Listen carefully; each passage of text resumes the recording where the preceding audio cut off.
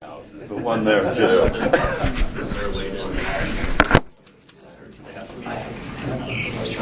We need a pin with these signs. Somebody took it. I gave the commissioner, Paul has it up at the front, Gary. Oh, I'm talking to one of the commissioners. Oh, yep, there it is. Okay. All right, wait a minute, we only have one room. Yeah.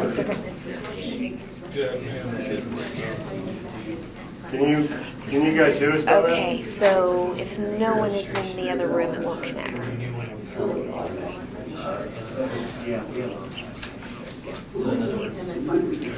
So at the other end, are they able to see us if there's someone in there that doesn't speak?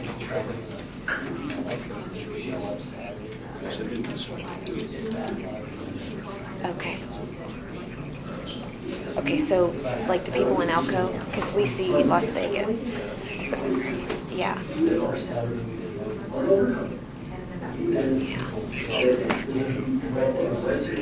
Okay. Okay. Can you guys hear us down there? Oh, no. Okay, sounds good. Hey, thank So you can you hear us so now? much. I really appreciate it. Okay. I can hear you on my phone, but not. Well, we can hear you on the system. Okay.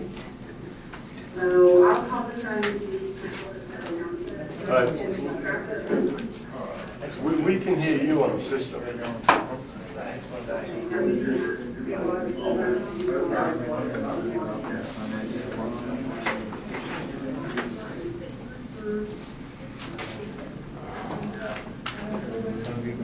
Good. How about you? Motorcycle still on stress is high. Nothing really changed. Good talking to you. I run into our wall all the time anymore. Oh, yeah. Sage grows. Oh, yeah. That's all I've been working on.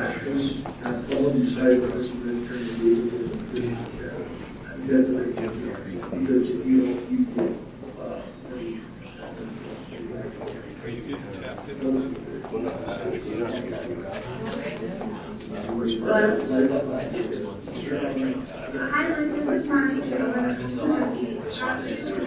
Pretty much all I've been doing.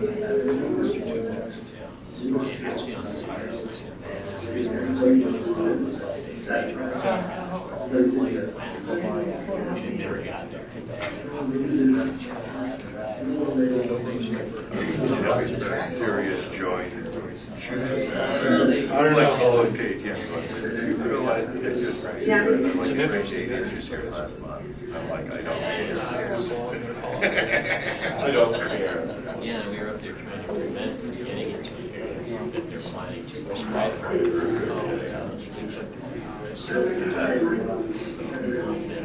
I understand.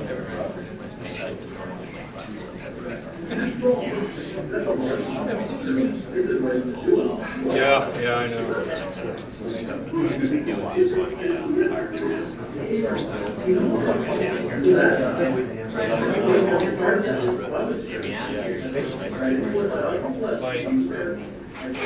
Like Chris Torres says that we'll finish the surplus will say, we're good to go, we want it.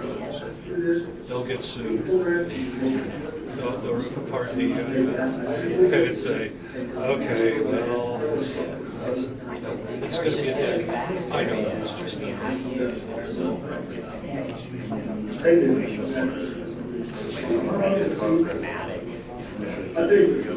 You're so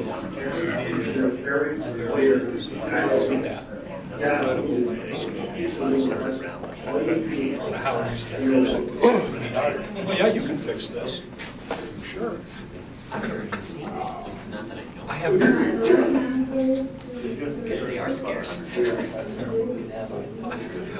Although we were talking about two tracks and so anybody who has never seen one, the birds have always been walking down.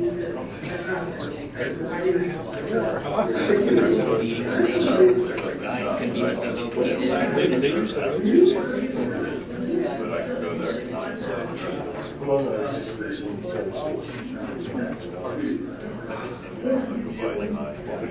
thought it was going to be. I don't think they're there because they're supposed to be there. They were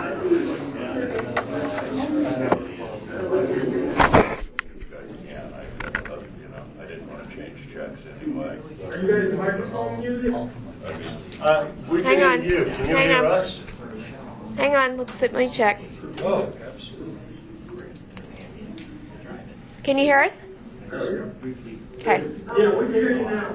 Okay. You can hear us now?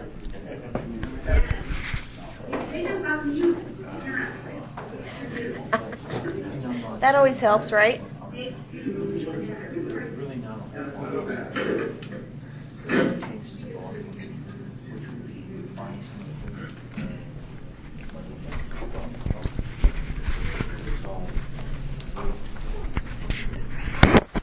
Oh, yeah. So everybody can get heard. All right, so we're ready? Yes. Everybody settle in. Mr. Cox, welcome. Thank you.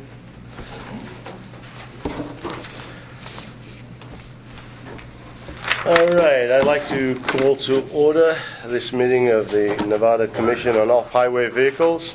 The date is August the 1st, and the time is 9:20. Do we have a flag?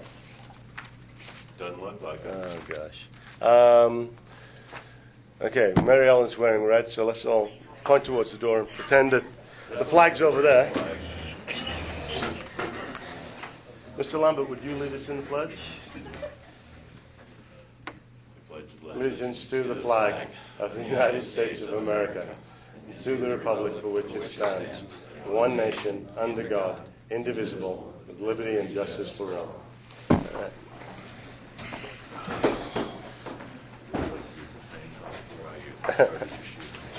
We should stop bringing our own flag. Okay, roll call. Mary Alice, would you be kind enough to give the roll call?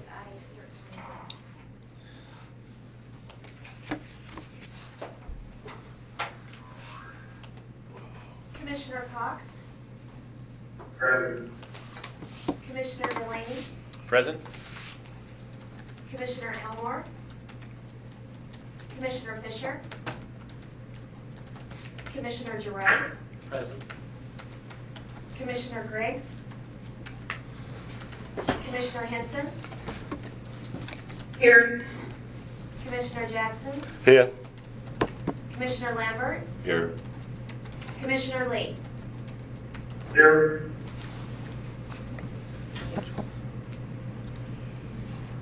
All right, so we have a quorum. All right, item number 5, discussion possible action minutes. Do I have any comments from the commissioners? Las Vegas? Seeing none. Any comments from commissioners? I'm sorry. You went to minutes. Did you want to have public comment for? Oh. You skipped 4. All right, do you want me to go back to that after the minutes? Or? It should be before. Okay, I'm sorry. All right, I apologize. I've been taken to the woodshed once again. Let's move to item number 4, public comment. Is there any public comment in Las Vegas? Seeing none. Is there any public comment here? Yes, sir, please.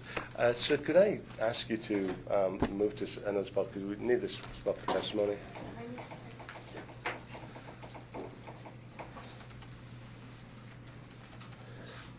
Sir, if I could ask you, do we need this table for testimony? The whole table. Yes.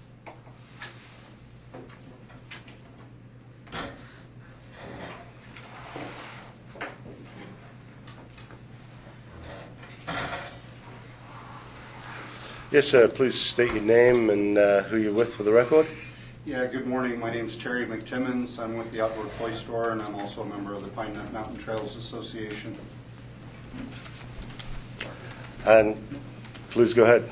My concern being in regards to the bond issue, I had been participated in some of the original meetings during the formation of this whole program.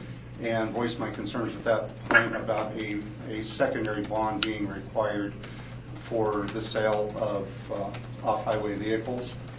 I already hold a $50,000 bond and for selling RVs and boats.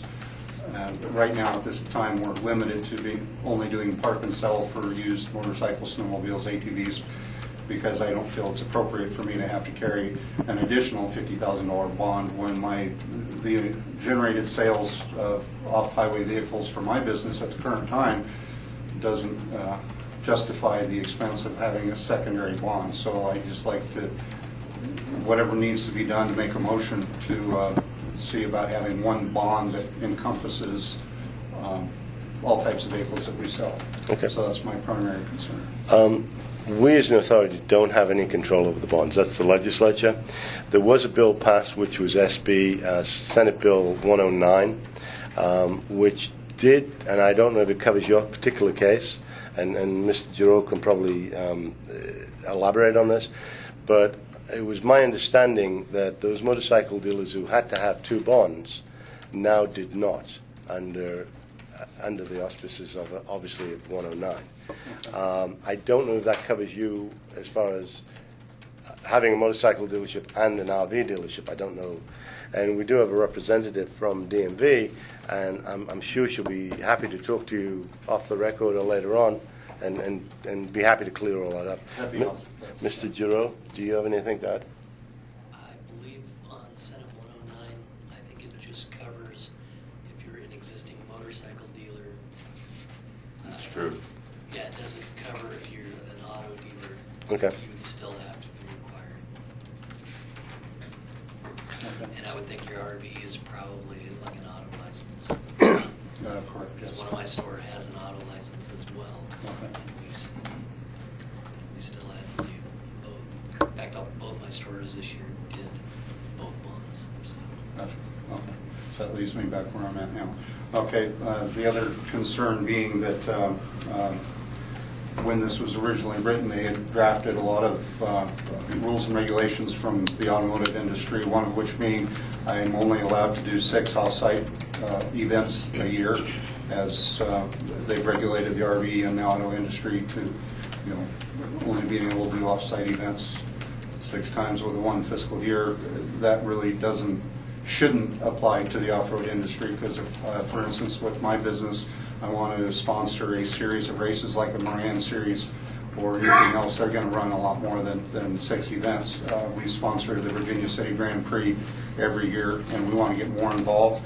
We're looking at putting on an off-road jamboree in Lyon County that we hope to be a large event moving forward, and I just really appreciate it if they reconsider that aspect of this rule or regulation. I don't think they should put a cap on how many times I can promote my business or my products. Again, we have no control over that. That's a legislative issue. Do you belong to an organization, RV Dealers Association, or some kind of association as a... No, we're just a small...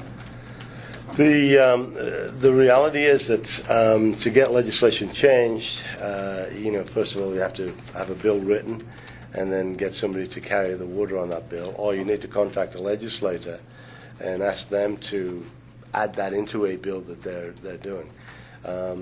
Unfortunately for this situation, the next time our legislature meets is in 2015. The good news is that you've got plenty of time to contact a legislator. Well, no, it takes...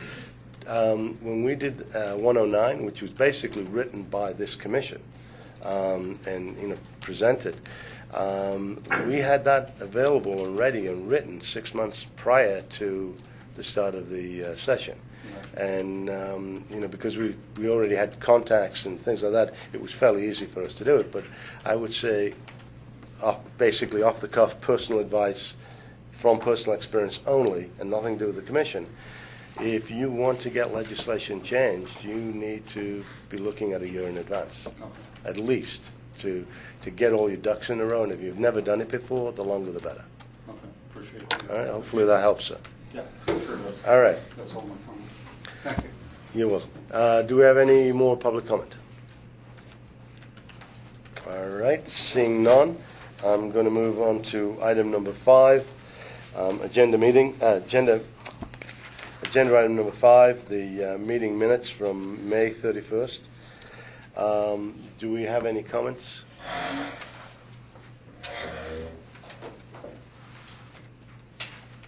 Are you wishing to testify, sir? Okay. Is there any comments on the meeting from the from commissioners? Vegas, any questions on the meetings? I had one little thing. Number 16, we had will issue 12 grants. Sorry? That's what I had. It said goal along with that. Yeah. Basically, I just wanted to interject. It was my understanding it was a goal of 12. Is everybody in agreement? I agree. It was a goal. It was not a cap. Okay. Any comment from Vegas on that? All right, so we can go ahead and change that. I would make a motion that we change number 16 to goal of 12 grants as opposed to a cap of 12 grants. Is there a second? Yes, I second. All right, discussion? Seeing none, all in favor indicate by saying aye. Aye. Aye. Nays? Seeing none, motion passes unanimously. All right, are there any other questions on the minutes? Do you want to vote to adopt the minutes? Yeah, that's what I was going to do. All right, the chair will accept a motion to adopt the minutes. I motion we adopt the amendments. Motion by Mr. Lambert. Is there a second? I second. Seconded by Mr. Delaney. Discussion? All in favor indicate by saying aye. Aye. Aye. Nays? Seeing none, motion passes unanimously. All right, D&V report.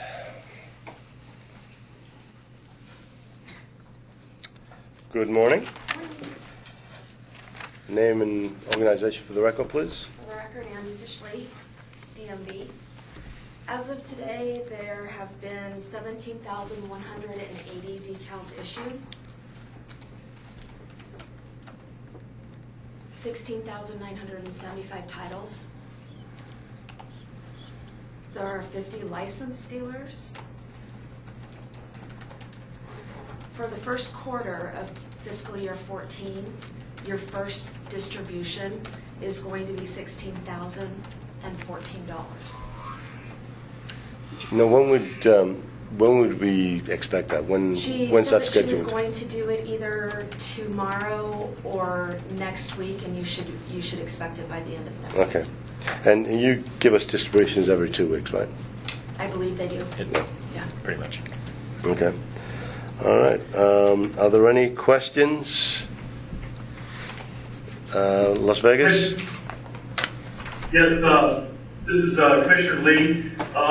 Is there a backlog right now for getting decals out for the OHVs? How does that stand? Because a lot of people say that it's been a long time they've been waiting. Yes, there is. There's currently a 25-day backlog.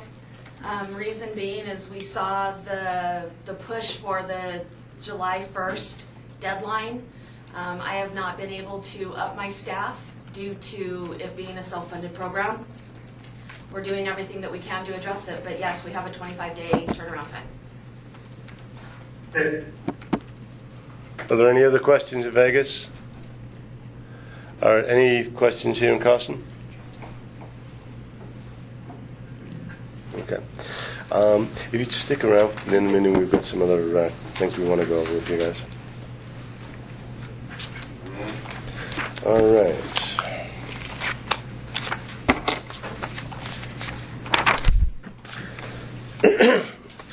Moving right along, item number 7, discussion possible action, Treasurer's report. Mr. Delaney.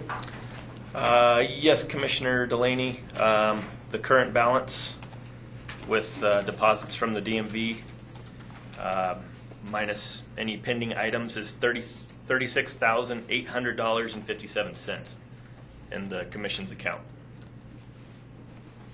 Okay. Is that available for grants, or is that does that include administrative monies? That's the total. Okay. Are there any questions of Mr. Delaney? Las Vegas?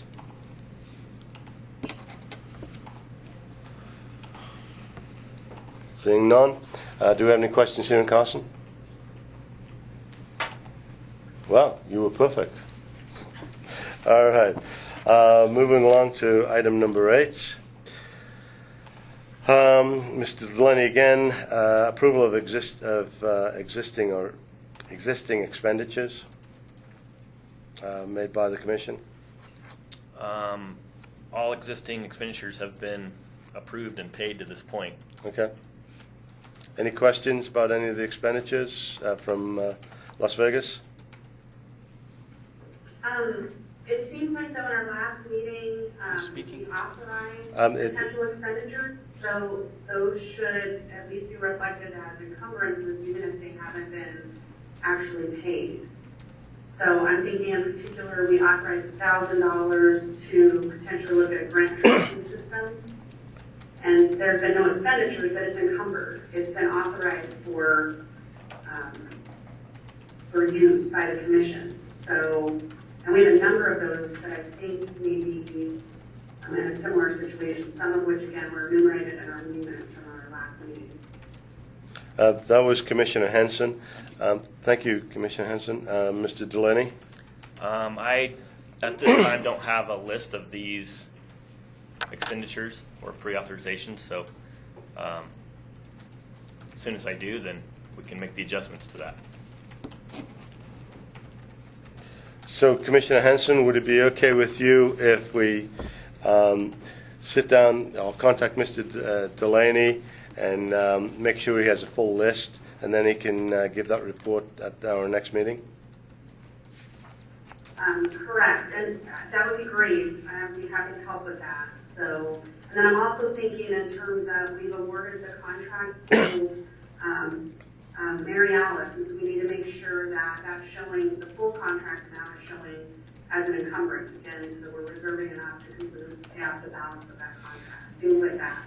So it hasn't been actually expended yet, but it's been, it should show as encumbered so that we can reserve enough to pay out that expense.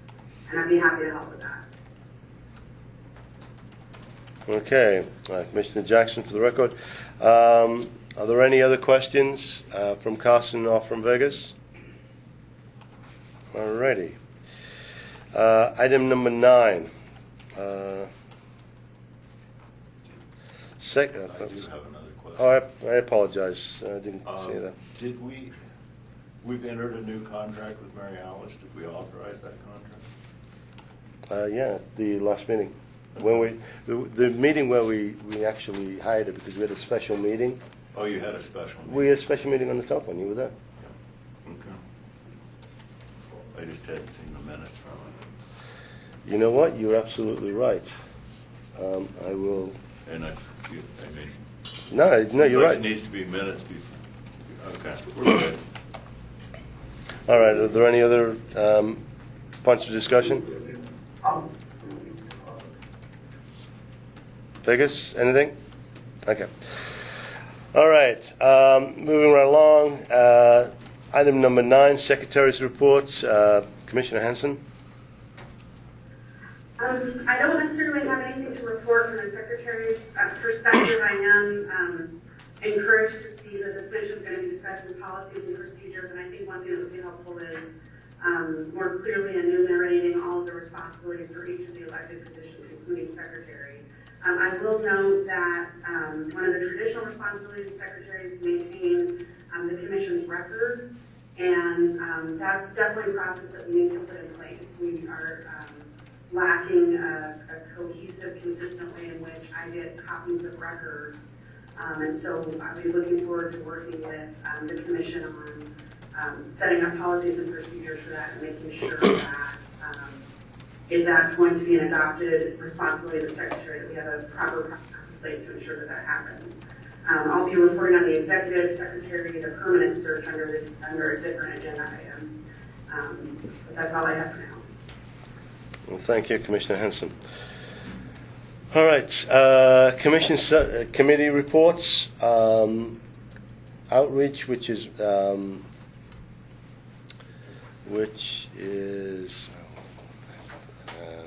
Mr. Elmore, and he's not present. Law enforcement, Commissioner Lee. I know we're having some issues with getting the VIN inspections done. I did talk to the sheriff and chiefs. Everybody seems willing to do it, but there have been some areas in the state that it seems like we're having a hard time getting those done. And I think it's directly affecting the registration and stickering of the vehicles. So we need to try to figure out what we can do to help solve that problem. And that's about it for law enforcement. Are there any questions of Sheriff Lee, Commissioner Lee? Commissioner Lee, I have one question. What about, I had some contact, or was contacted by some folks who were constables, especially down the south. What about doing VIN inspections, having the constables being able to do the VIN inspections? Would that be something you could find? You know, I know there's people in Henderson and there's, other parts of Clark County, as well as up here in Incline Village. Is that a possibility? Is that a reasonable thing?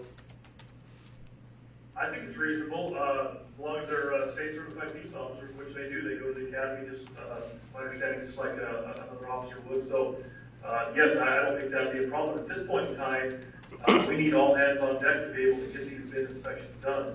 So I would not have a problem with the constable officer doing those also. I know that Fish and Game, Highway Patrol, any agency that's a certain state certified police officer can do those. So I do not see a problem with the constable doing that also. The only thing that might come up is that constables are revenue driven to an extent in that they'd still be able to charge, and for doing the VIN inspection just like a dealer does. Do you see any issues there? Commissioner Henson, they actually, though, I think have pretty limited state authority for what they can actually charge for. Right. So there are sometimes instances where folks want to use the constable's office to perform a service. They're not, because they're a certified officer, they can perform the service, but they might not necessarily have authorization from the state to charge for it. I think that's correct. Yeah. That's correct. So, and I think there's actually a limit on what you can charge anyway. I think, I don't know, I think it says it. But anyway, I agree. It's a whopping 5-minute process. Honestly, they shouldn't even have to worry about charging for it. But Marcy's correct. I don't know if they even have the authorization to charge anyway. So that I think they could do the VIN inspection, but I'm not so sure they can charge for it. Okay. All right. Any other questions for Commissioner Lee? All right. Next committee will be legislative. That's myself. There's really not a lot going on legislative-wise. We are, if anybody comes across some changes that need to be made, like the gentleman that was here earlier, please let me know. Those are things that we can start putting in the hopper. So if we do, as a commission, decide to put forward a bill again, or a bill next time, we can try and get all of those things in. So if anybody's got any ideas or anything they'd like to bring in, please contact me offline, send me an email, let me know. That includes members of the public and advisors, obviously. And let me know, and we'll see what we can do to get those included in our next proposed bill. Mapping, Mr. Lambert. Hi. We've had some opportunities to help the BLM with some mapping from the club side, and we're working through that. There have not been any really big substantial changes with where we're at with mapping. We've looked for some help at populating some software. We don't have any motions on the table. Mapping, in my mind, is probably the biggest concern for the desert in Nevada. I think that the BLM is tasked with a difficult job at a minimum. They're going to need a little extra help. There's some mapping efforts going on in the Pine Nuts to try some new technologies that include a video camera that was arranged by one of the clubs to deal with actually capturing video and mapping in the Pine Nuts. The Pine Nuts have been on fire. There have been some new maps come forward from the BLM regarding environmentally sensitive areas that are a very large concern to certain user groups in the Carson district. And I think everybody's working through that. Leo's been involved with it. It's just a hard process for all the parties. BLM has their hands fairly tied by regulations, as most agencies do, and the user groups are scared right now. All right, any questions of Mr. Lambert? Seeing none. Executive Secretary, I'm going to roll over that because we have an action item next on the agenda. Grants Committee, Commissioner Lee, I know that you haven't had much time or chance to work on this, but do you have any comments or anything coming up? Just a couple of brief ones. No, we have not had time to work on this. We do need to get it. It should be a top priority to get the grant application before the subcommittee so we can take it before the full commission. We need to get that done as soon as possible. I'm going to try to line up a subcommittee meeting in the next week or two, a couple of weeks. As far as the law enforcement grant side of the grant, Michelle Hamilton's office, Michelle I think is there with you guys today. The Office of Criminal Justice Assistance, they've come up with a draft application that we can take to the subcommittee that we can look at to see if it meets our approval. We can bring it to the commission. So we've got a little bit of movement going, but we do need to get the main grant application going as soon as we possibly can. Are there any questions of Commissioner Lee? This is Commissioner Cox. I don't have a question, but I would like to be part of that committee, and I believe I can be a big help to it. Okay. We're addressing, Commissioner Cox, we're addressing that a little bit further down the agenda, but I'm sure we can accommodate you. I see you have the application. Can you please give that application to Mary Alice so that she can make sure that all the commission members get it? Yeah, or I can email it electronically. Yeah. All right. So basically, we're looking to next meeting to have that to have some kind of proposed application ready. So, are there any further questions? It's my understanding that each of the subcommittees was supposed to work on what they thought was appropriate. Is that still the case? No, I believe we had tasked the grant committee with coming up with the application. So we had a uniformed application. I thought that, I may be mistaken, but I thought that each of the subcommittees was supposed to come up with a draft and then he was going to rectify it. I'd have to go back to the recordings to know. We gave it you once, so you can change it. Any other comments on that? This is Commissioner Lee. I think that I think there were several people last meeting that, or the workshop, whatever you want to call it, that did say they would have ideas for applications. I think there was one out from the state parks, one out of, I can't remember, there were several that we wanted to bring before the subcommittee and try to get the best of all of them and put into one. So I think there were some people that were going to get some copies of ones that they had used. Colorado, I think, I can't remember all of them. But anyway, so I think there were some that we're going to bring before the subcommittee. So we need to look at all of them and try to put them together into one. Okay. You okay with that, Mr. Lambert? Yeah. Okay. All right.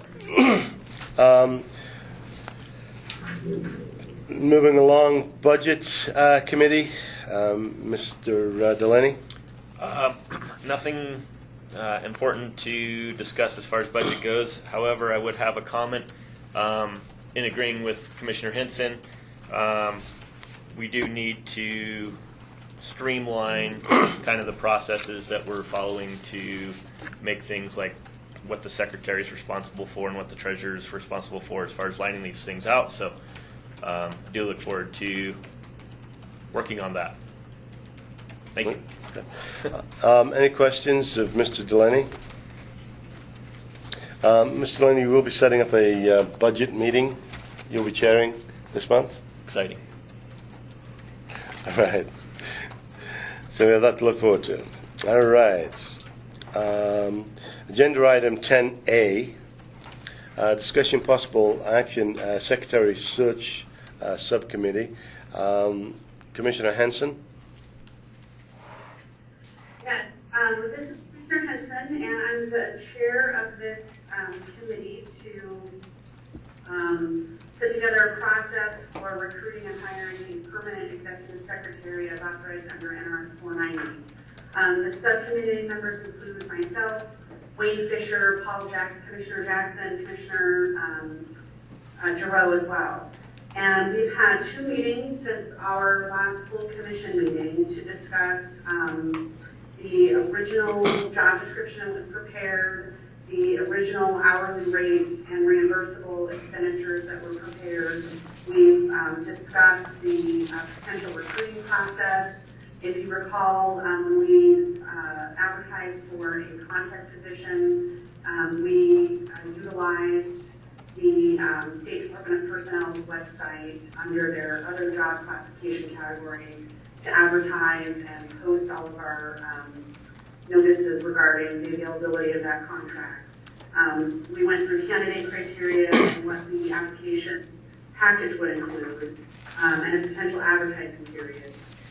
So we've had 2 meetings, discussed all these items. One of the things that we are needing to do more work on, we were hoping by this meeting we could actually provide a full set of recommendations to the commission, but we're going to try to have at least one more meeting.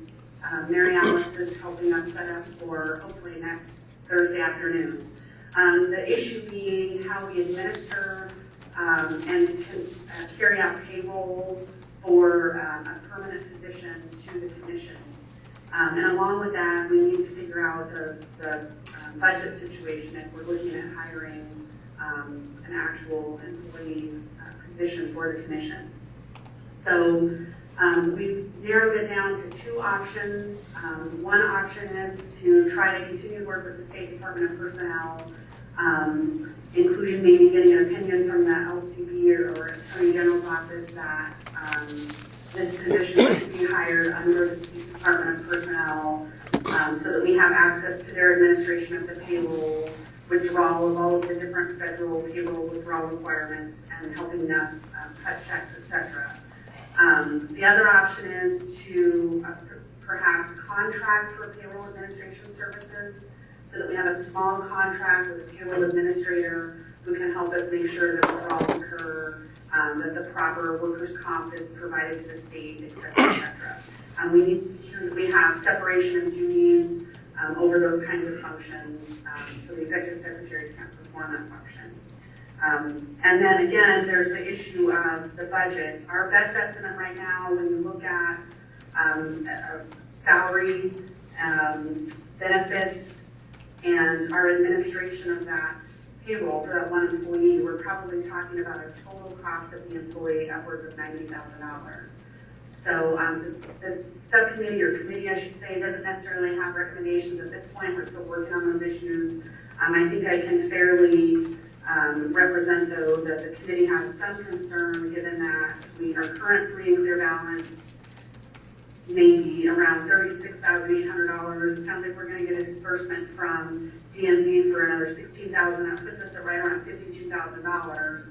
Plus, we want to kick off a grant program in September, and so the numbers are not all going to work out here. We're going to have to make some priorities and decisions, and so it's also possible that the committee will be coming back to the commission and recommending that we maintain a contract position that is on a very limited number of hours that we can afford. So lots of discussion, lots of work. Commissioner Giroux is going to help us track down what our options might be for the private payroll administrator contract. And I continue to make my way like a salmon up the winding stream through the State Department of Personnel to figure out how to convince them to help us take on this position and help with their administration of the position. So again, we'll be meeting hopefully again next Thursday, and maybe at the next commission meeting have a full set of information. But we made a lot of progress. Are there any questions? Is there anything Commissioner Giroux or Commissioner Jackson would like to add from the committee point of view? Did I miss anything or misrepresent anything? No. Commissioner Jackson, no, I think you've got it pretty accurate. We will be having a budget meeting, and I think in the budget meeting, one of the main concerns is going to be how do we pay for employees, because we are legislatively restricted on how much money we can spend on administration, how much we spend on grants. So we'll be looking into that and basically coming up with a better idea on a budget, so that the search committee can then work from that number as to how we're going to do these things. So I mean, that would be my only comment. All right. All right. Thank you. Next item's a little redundant. We didn't have the minutes available when we came up with this item, or the minutes from the previous meeting, or the recording. What I wanted to do was, did all the commissioners get a chance to look at item number 11 and go through all of the decisions and all of the things that were decided on the 31st, on the meeting of the 31st? Did everybody get a chance to read that and sort of be clear on it and understand where they're at? I'm reviewing it now. I bet you did your homework on Monday mornings, didn't you? Do we need to take a minute? Yes, please. All right. Why don't we, it's 9:55. Why don't we resume this meeting at 10 o'clock? Give everybody 5 minutes to go through this. Meeting temporarily adjourned.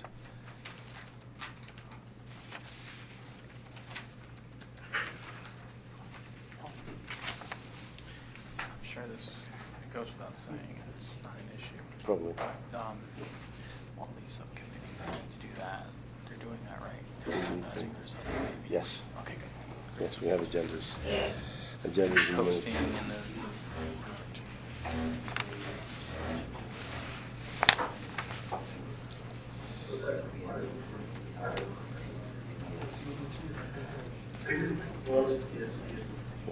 Law enforcement.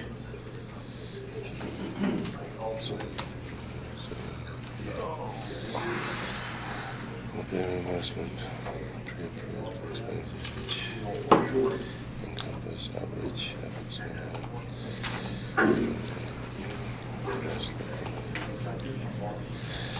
Which the committee will need to establish the amount of dollars available for grants and allowance based on funds. The committee consists of the commissioners.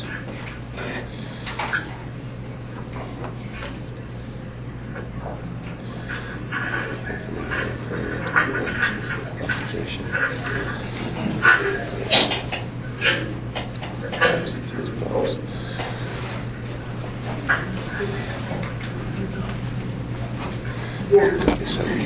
Yes, will then be posted at the same time after the 60 days application period after 9 years.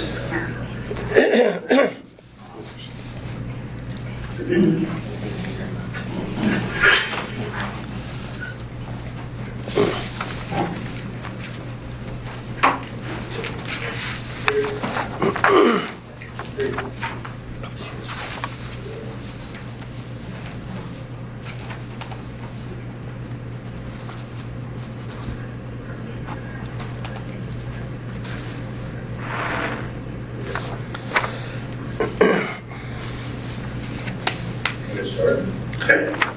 What is it? Constable, that's Sheriff, yes, I am. Nice to meet you. Nice to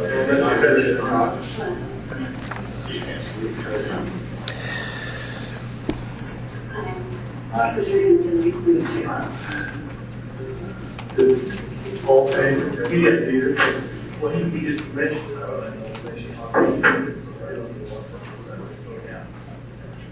One of the things we really want to deal with is this section here, because we're going to be discussing that and how to put our what's the word I'm looking for?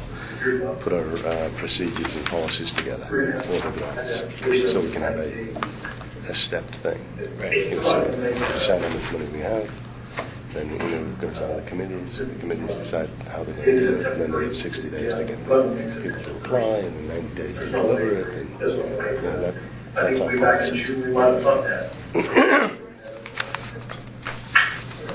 Because the other stuff's going to be tough. I mean, these 3 or 4 things here are going to be tough to get through.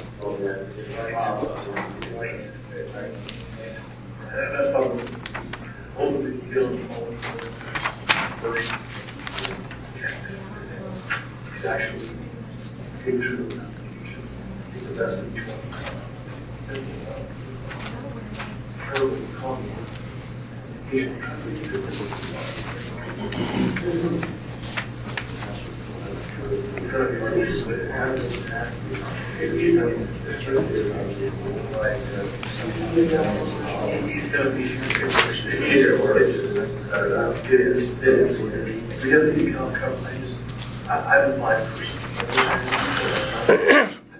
All right, folks, if we're ready, we'll get cracking again.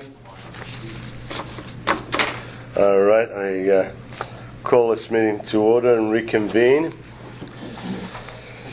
All right. First of all, just like I said, items 13 through 17 are the ones that we will be dealing with a little bit later when we go on to policies and procedures. So that's why I wanted to make sure that everybody had, read and understand and is familiar with this. This is an action item. So if there are any questions on, excuse me, on one of the things that were approved at the May 31st meeting, now would be the time to bring that up. Does anybody have any questions? Anything they'd like to change? Anything they think came out wrong? Vegas? No? I know you weren't at the meeting, Mr. Cox, so if there's anything on there that you're unfamiliar with, this would be a good time to discuss it. All right. Any questions? I'm sorry, go ahead, sir. I'm okay with what I'm reading. Okay, good. Well, this is Commissioner Lee. I know in number 14, we said that we would try to actually, I think it's 14, that we were going to try to have the grant applications ready by September 1st. That's not going to happen. Okay. It's 15, almost 15, yeah. What? How long do you think you need for the grant application? I would say we're probably going to need two meetings probably, and then we need to present it to the commission. So, yeah. So I would hope to have it ready before the next full commission meeting. Is what I would like to do.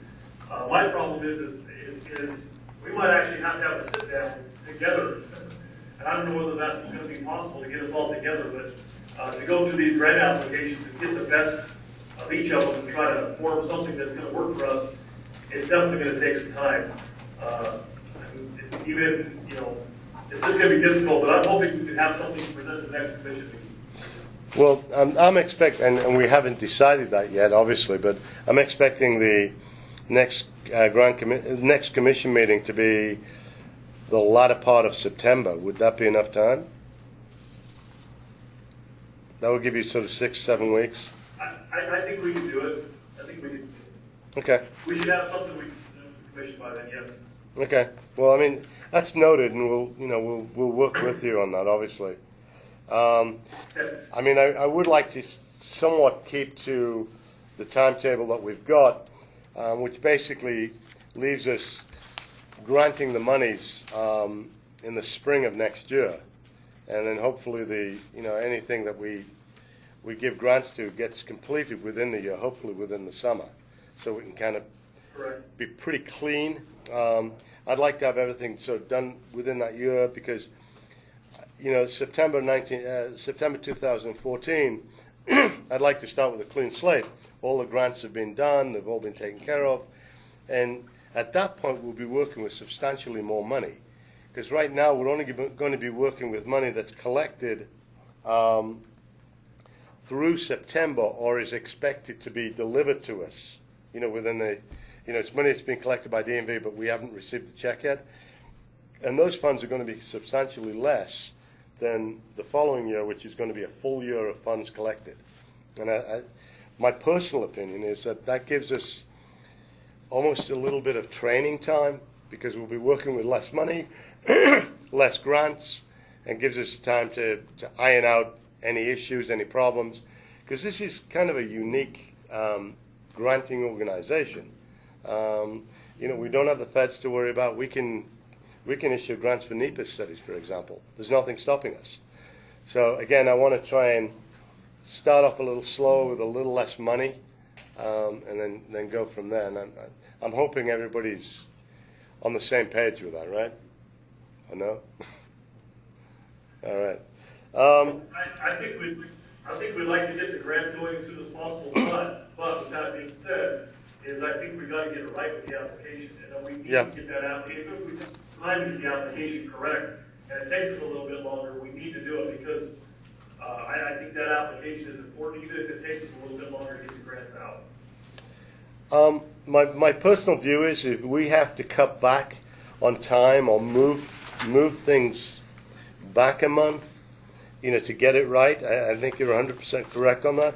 If we have to move things back a month, I think we should do that. And I think that at the September meeting, we'll just have to be prepared to be a little bit flexible and maybe adjust some of these things that we've already put into play, the timetable that we've already done.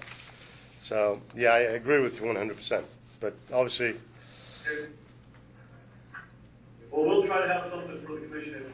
If the next commission meeting is going to be toward the end of September, we will work very hard to try to have something to present to the commission at that time, maybe even for... Okay. Great. All righty. Are there any other comments, information needed, questions, motions on item 11? I apologize. I'm losing my voice a little bit. All right. What I'm going to do is, let's see here.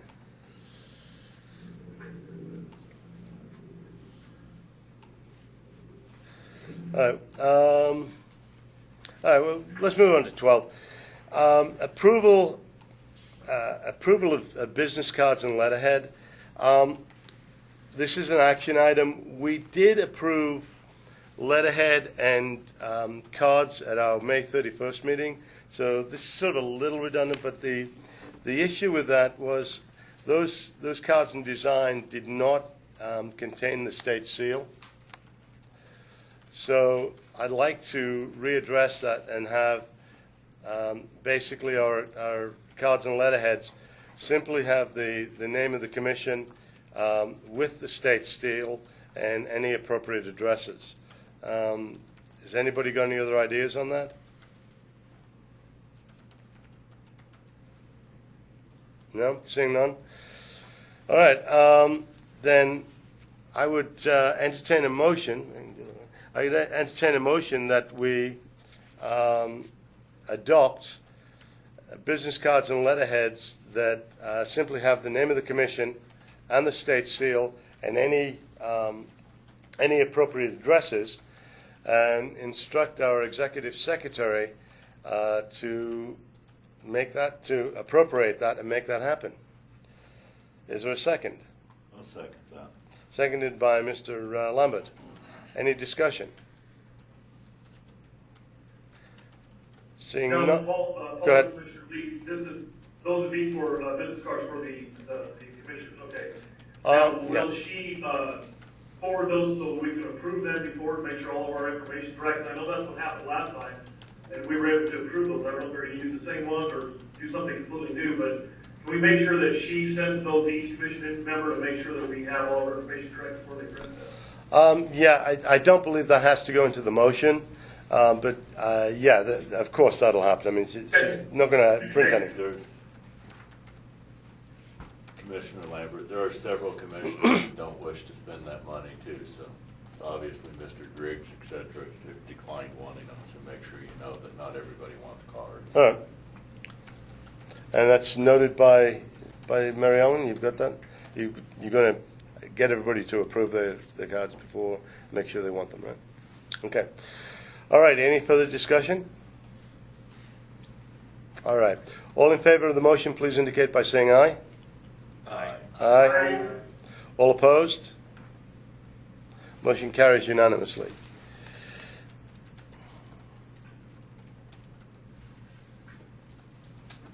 All right. All right. Discussion possible action. Policy matters pertaining to monitoring and funding of grants. This is sort of a pretty wide subject, and it's something that I'd like to get at least some idea on at this meeting, even if we don't finalize it. So eventually that we can put it into a procedures and policy manual. The monitoring of the grants, I know Commissioner Henson is asking for some monies to buy software to do that monitoring. Does anybody else have any particular ideas on monitoring of grants? Do we send it? Do we put for example, do we put a specific commissioner in charge of each grant, and it's their responsibility to go out and visit them? Do we hand that off to the executive secretary? Do we hire an outside person to do it? Do we do a combination of all three? That type of thing. And I'll open the floor for discussion. Anything from Vegas? I'll get the public insight. Well, Paul, this is Commissioner Lee. The law enforcement grants are already going to be collected and monitored and everything by the Office of Criminal Justice Assistance. So I think the law enforcement grants are good to go as far as that goes. And of course, I've stated before, I think we talked about it at the last meeting, I think that's a huge undertaking for the commissioners to be over a grant and go monitor those grants and spend the time that some of these grants possibly could take to do. I think that's a pretty daunting task for possible grants and have the commission members doing it themselves. So I don't know that I would have time to do that, that's for sure. Okay. Anyone else? This is Commissioner Cox. Yes, sir. I would think that any grant that took place on the federal land, I would guess that the application process is going to have to be signed off by a land manager, and I would think that they could oversee the completion, make sure that that grant was completed in the way that they expected it to be, and report back to us. So that might be one area we could get real help in, grants that were on federal lands. Okay. Any other commissioners? Yes. Commissioner Lambert? I would be hesitant to ask the federal agencies, as the federal agencies will be hesitant to agree in meetings I've had with them to administer and be responsible for these grants. It is true that we should have a mandated letter of support for any grants on federal properties. It's also true that if it involves trail and construction, that there's guidelines that other agencies use. I mean, you can't fund a trail till you got the NEPA done on the trail. I think that the grant subcommittee is going to have to work through this and give it more direction. We had talked about during the grant meeting, each of the subcommittee, actually, that's not true, each of the committees, because we're a commission and we don't have subcommittees, I was corrected at the last meeting, needs to kind of work through this and put a proposal forward because it's a complicated issue. Given the very, very small amount of money that we derive now that we get more than 15%, I think we had about $7,000 in operating money that wasn't spoken for before we got past the 15%. Now that we're working at 5%, our budgets are extraordinarily limited for overhead staff and the mandated paying of the commissioners when they turn in their bill. So I think the committee of grants needs to work on that detail at some length, because we need a recommendation that's written that we can understand and ask for revisions to. So I think that has to go back to the grant committee to work on. Okay. Commissioner Jackson, go ahead, Commissioner Hanson. Yeah, I haven't been able to make a lot of progress on this, but I think one thing that I'm hopeful about in looking at a grant, some sort of grant database system, is that we can put a system together that helps do a lot of the monitoring for us and push information when action needs to be taken. So what I mean by that is, if we can write the grants in a way where we itemize what the milestones and deliverables are and the dates and funding that's associated with those sorts of things, that there are very sophisticated database processes that will help you monitor that people can actually submit those materials to the database. The database records that they've been received and can push notifications to either the executive secretary or a commission member or a committee to notify that certain milestones have been met, that certain payments are due, and sort of that idea of automation that works smarter rather than harder. And given our limited ability to hire and fund staff and administer the program, I'm hoping that we can gain support for putting a system like that together that will really help us automate some of this and help us track it from a technology point of view, instead of having to have a bunch of humans on hand doing this stuff individually. So just a thought of at least what I'm hoping to envision and help the commission with. Yep. Hey, Commissioner Jackson, this is Commissioner Leon. I brought this up before. I know that we talked earlier, we were willing to use the state personnel department to help do payroll and all those type of things. Why are we not considering using a state agency that's already doing grants, that's already administering grants, that's already auditing grants, that's already doing all this stuff, and not allowing them to help us? I'm talking about selection. The selection of those grants still lie within this commission, but instead of asking commission members to oversee grants or federal agencies or whatever, or buying new software or whatever, we already have an agency out there that's all they do is grants. It seemed like last time I brought this up, it was like, it says bad. I don't think it is. I think it's something we need to consider. Why reinvent the wheel when it's already been invented? Why, this is just me, but we have people in the state that are willing to do that for us. I know we don't have a lot of money. I don't know what that would cost us. But man, I think it would take a lot of pressure off of us as a commission, when the only thing we really had to worry about was the selection of the grant, not all the other paying and making sure it's followed through with, and notifications, all that type of stuff. That's just me. Okay, Commissioner Jackson. Answer to a couple of things. First of all, in answer to Mr. Lambert, it behooves me to want to put on the backs of the grant committee anything else to come up with. I think they've got enough on the plate with doing the application. And I agree with most of the comments. Bringing in a separate government agency, that agency will charge us for that. So I don't know where we're at administratively, whether that extra 10% they charge on the grant, whether that comes out of the grant and is allowed to do that, or is that counted as administration and it has to come out of our administration budget. The other option is, and quite frankly, this sounds a little bad, but is to pick grants that we don't have to administer very closely, or we don't have to have much, especially in the beginning, have much supervision. The grant's done. It's buying a piece of equipment, or it's doing something like that, as opposed to putting up a building or building a road. So that's kind of my 2 cents in there. I think if there's a proposal out there, then let's hear it. If there's not, then obviously we've opened the discussion. and we can come back to this in the September meeting when people have had a little chance to look at it. And I know I've got some public comment before I close, but that's kind of where I would be at. Commissioner Henson, you had a comment? Yeah, I don't necessarily disagree with Commissioner Lee. I think it would be helpful to understand what our financial projection is over the next year or so, understand what amount we can spend on administration so that, in the event we could look at options like using the assistance of another agency that's already stood up and doing this, and being able to sort of pay them to administer the grants. I don't necessarily disagree with that. I just think any agency these days is going to have their costs recovered.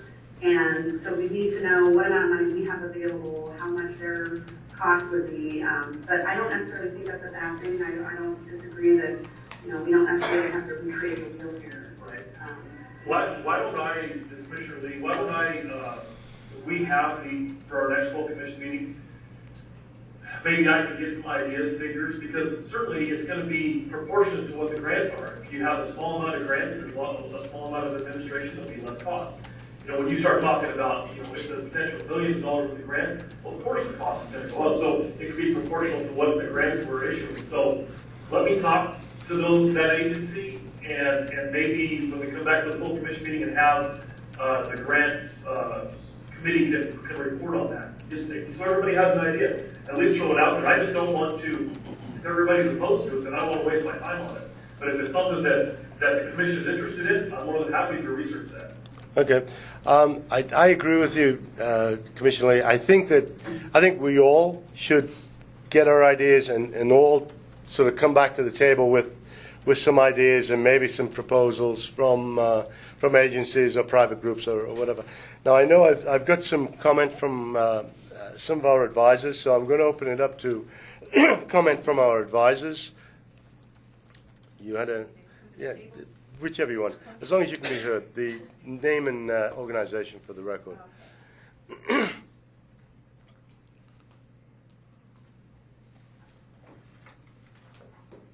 morning. Michelle Hamilton. I'm the grant administrator for the Department of Public Safety Office of Criminal Justice Assistance. Our agency is designated by the governor to be the lead recipient of various grants from the Department of Justice. Our agency is a pass-through agency. In other words, we do not retain any grant money. Typically, we take an administrative cost, sometimes not, and then those monies are sub-granted out to various law enforcement, counter-crime agencies. So we have a lot of experience in passing through grants. Our agency was designated by the Nevada Sheriffs and Chiefs Association to handle the law enforcement piece. We cannot work for free, but we are public service. So we can keep our costs as minimal as we can, but obviously I couldn't dedicate a whole staff person to managing grants and not be able to, I would have to show some kind of cost involved with that. And my question would be, is that going to affect that 5%, or is that different from that 5%? Are we competing? That would be a good question. Within the application, we looked at the Idaho application. They sent us an electronic version. We have two pieces. One of them is the outside evaluation piece that was not present in the first application. So that's what you were talking about, is one of your monitoring. And so anyone applying to you should have somebody outside of themselves to evaluate the success of that grant, and they should name that person within the grant application process. And typically what we do to assure that their approach, we require everybody to report quarterly.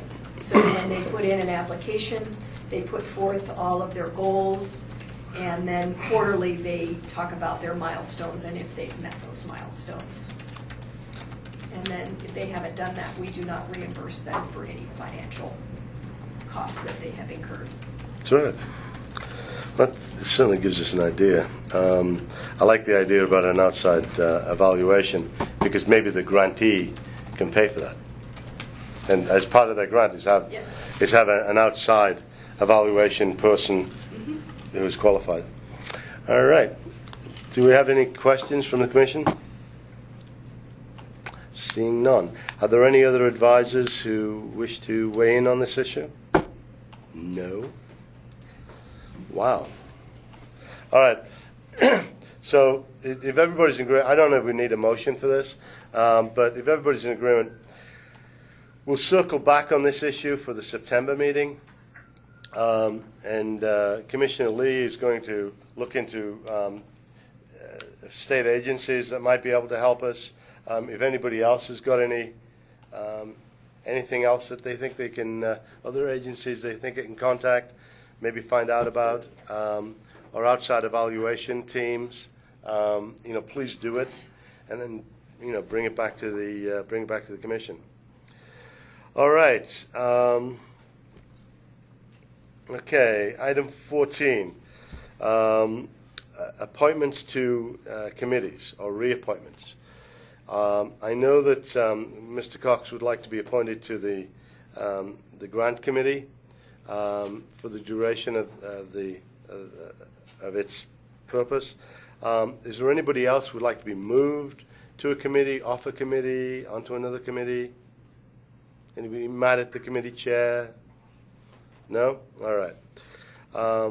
Then we will move Mr. Cox over to the grant committee, which is being chaired by by Commissioner Lee. There doesn't need to be a vote on that, so we'll make that happen. 15, discussion possible action committee policies and procedures. Like item number 13, I don't expect to come to a resolution on this item today, but I hope to see if we can move it along, move the ball forward a little bit. We have to develop some kind of policies and procedures as to how things are done at the committee level. One of the issues that comes up is appeals. I ran into this in another state committee that I was part of, and the fact that we had a simple appeals process helped us when somebody sued us that didn't like one of our decisions. So obviously I'd like to see that as part of a committee. For example, if somebody's application is rejected because there's not enough information or the information is incorrect and that person feels that they've given all the correct information, how do they appeal that? And even if we have some kind of simple appeal process, that it goes to the chair of the commission, and the chair of the commission reviews it, and or the chair of the committee reviews it and says, yes, you're correct, or no, you're not. Even something as simple as that can help us out. We're also going to move on to policies and procedures for the commission itself. So, having said that, does anybody have any comments, ideas on policies and procedures for the commission, for the committees? This is Commissioner Henson. Just a couple of thoughts. One is, do we have, or have we provided Mary Alice a list of the committees and their members and the designation of the chair of those committees? I believe we have, but if we haven't, I'll make sure it's taken care of. So, one thing that we've run into on the executive subcommittee, or I guess committee, I should say, is if you're on a committee, the quorum becomes very important for public meetings. And so if you frequently can't attend, or you really don't plan to attend, please take the opportunity to resign from the committee, because otherwise we can't hold official meetings. And the people who do show up have taken time out of their day, and then we can't hold the actual meeting because the members weren't available. All the members weren't available for a quorum. And then the other thing just to note in terms of policies and procedures for committees is we have committees that are giving reports, but I'm not aware that they've had any public meetings. So, for instance, the mapping committee, I think we've had one mapping public committee meeting, and I'm not sure that that is what should be happening. So if we're going to have committees, those committees are subject to open meeting law. They're committees that are established by this group, and we can't just be having reports from committees that aren't being in public. I don't think. So when we're talking about policies and procedures, I think those are the kinds of things that we need to consider. And also, of course, minutes. Yes, minutes from those meetings as well. Great point, Commissioner Henson. And you're right. It's exactly the type of thing that should be in our policies and procedures. So the first thing that we're going to put in there clearly is policies and procedures concerning public meetings and the requirement to have meetings and a requirement that for members of that committee to resign if they miss 3 meetings. Would that be reasonable? 3 meetings, you're supposed to leave the commission a year anyway. Sorry? If you miss 3 meetings, you're supposed to leave the commission. Well, we're talking about committee meetings. And there's no set policy for committee. That's what we're doing right now, is we're setting the policy. Is everybody in agreement with that? Sure. Yeah. Anything else you think? I would obviously like to see some appeal procedure put into the policies. And I think that can be written up fairly easy. Anything else anybody would like to see in those policies? Yeah, I just want to make sure. Mr. Lambert? I want to make sure it tracks 490 and the direction that's embedded within 490 on several issues. So we need to review that, make sure it tracks clearly with 490. Well, do you have any specifics? 490 covers everything by how often we meet, how often we vote for chair and vice chair. It has quite a bit of meat and potatoes in it. We just got to make sure that our procedures match our law. And I agree with you on the this is commission on the commission side, but on the committee side. On the committee side, it doesn't. But if we're going to do policies and procedures, I think we'll have one. You want it to reflect. You want it to reflect the same as it would be for the commission, then. Yeah, I think we need a policies and procedures for both aspects. I mean, why do the small part and leave the big piece alone? All right. No, I mean, we're going to get to that next. But I think, and maybe take this down, Mary Alice, we want our policies and procedures for the committees to reflect the policies and procedures for the commission. I think that's really what you're getting at. Yeah. And as they obviously we'll go into 490 and we'll make sure that our commission meetings and policies go along with the law as far as 490 is concerned. So then that would trickle down to the committee level as well. All right. Are there any other suggestions? All right. I have a question. Go ahead, sir. There's not a policies and procedures committee, so should we form one? Or who's going to take the lead on this? Just expecting us to all come back to the next meeting with ideas is wonderful, but who's actually going to take the lead on it? Well, again, that's one of the things up for discussion. I mean, if everybody, to be honest, what I was going to do was just going to have Mary Alice take those ideas and ask basically to put them into some kind of format and then present it at the next meeting, and then we could iron it out as a commission. If there's the appetite to form another committee to do that, I'm very open to that. I mean, let me poll the commission. I mean, Vegas, do you guys think we should form a policies committee? I think, this is Commissioner Henson, I think that's a good idea. My observation is we're all pretty open with the commission work and the committee work that we have right now. And I would prefer to see Mary Alice take a draft based on our feedback and present it to us. And then maybe if that presents issues where we need a committee, then maybe we do it then. But I think my observation is we're struggling with the work we have now and getting people to actually set committee meetings and show up to the committee and do committee work. And not because we're not all good people, but just because we're extremely busy. And so since we have Mary Alice on board, my recommendation would be to let her take a draft based on what she's heard. If you have individual comments, send them to her, and then let her present a draft to us for our action, would be my suggestion. Okay. Yeah. How about this, Mr. Cox? Would you be happy with this? We'll bring this back. We'll agendize it in September, and to form a committee, we'd have to agendize it anyway. So we will bring it up as an agenda item, whether or not to form a policies and procedures committee, and we'll agendize it at the next meeting. And then if as Commissioner Henson says, because I think she's perfectly right on this, we can't come to a really easy or good consensus, then we'll just go ahead and form the committee. Would that work for you, sir? Yeah, that would work. All right, terrific. So, Mary Alice, could you please put on the next hearing, the next meeting, an agenda item to discuss forming a Policies and Procedures Commission? All right. So thus far we've got policies and procedures for the committees. Policies. We're developing a policy for the meetings, how often they should have the meetings.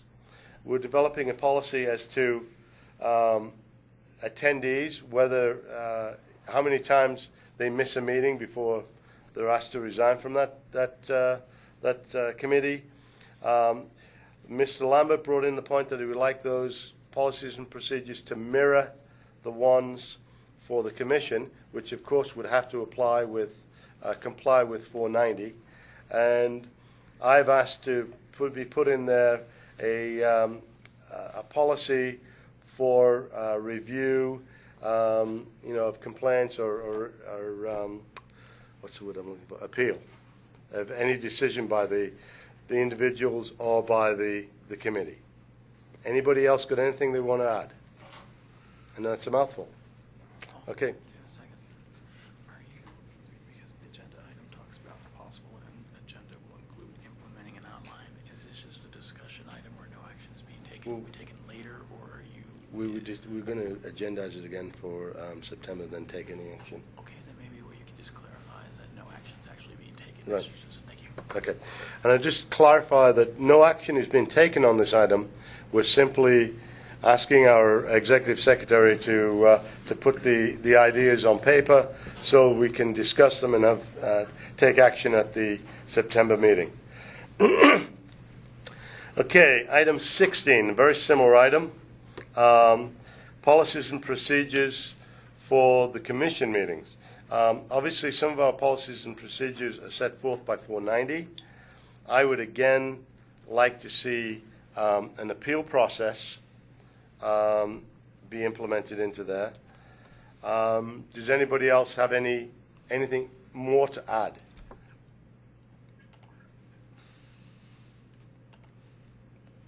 This is Commissioner Henson. I think we captured it earlier in the discussion between my report and Commissioner Delaney's report, but I guess just to reiterate, policies and procedures regarding the review of the budget, expenditures, reporting of that information, roles and responsibilities of each of the elected commission members.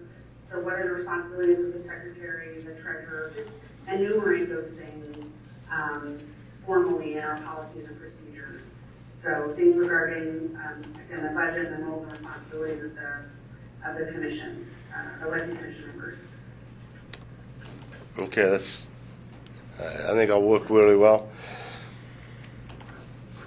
Do I have any other comments? All righty.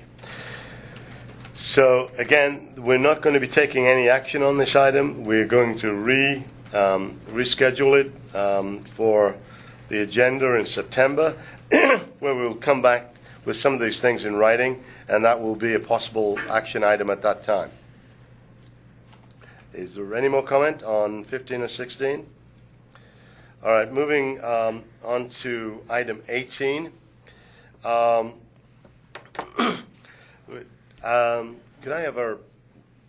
I get a comment? Because there's going to be some questions on this. Basically,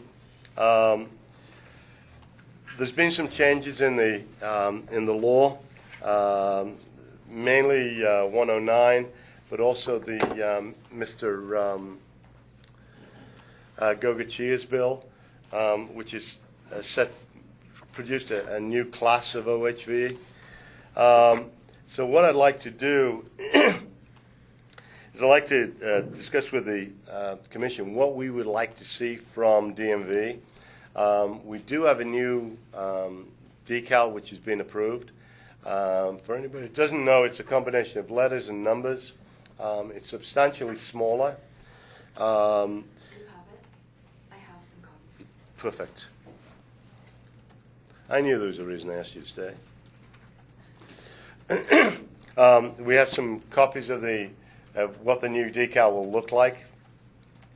At our previous meeting, we had decided on when the color would change.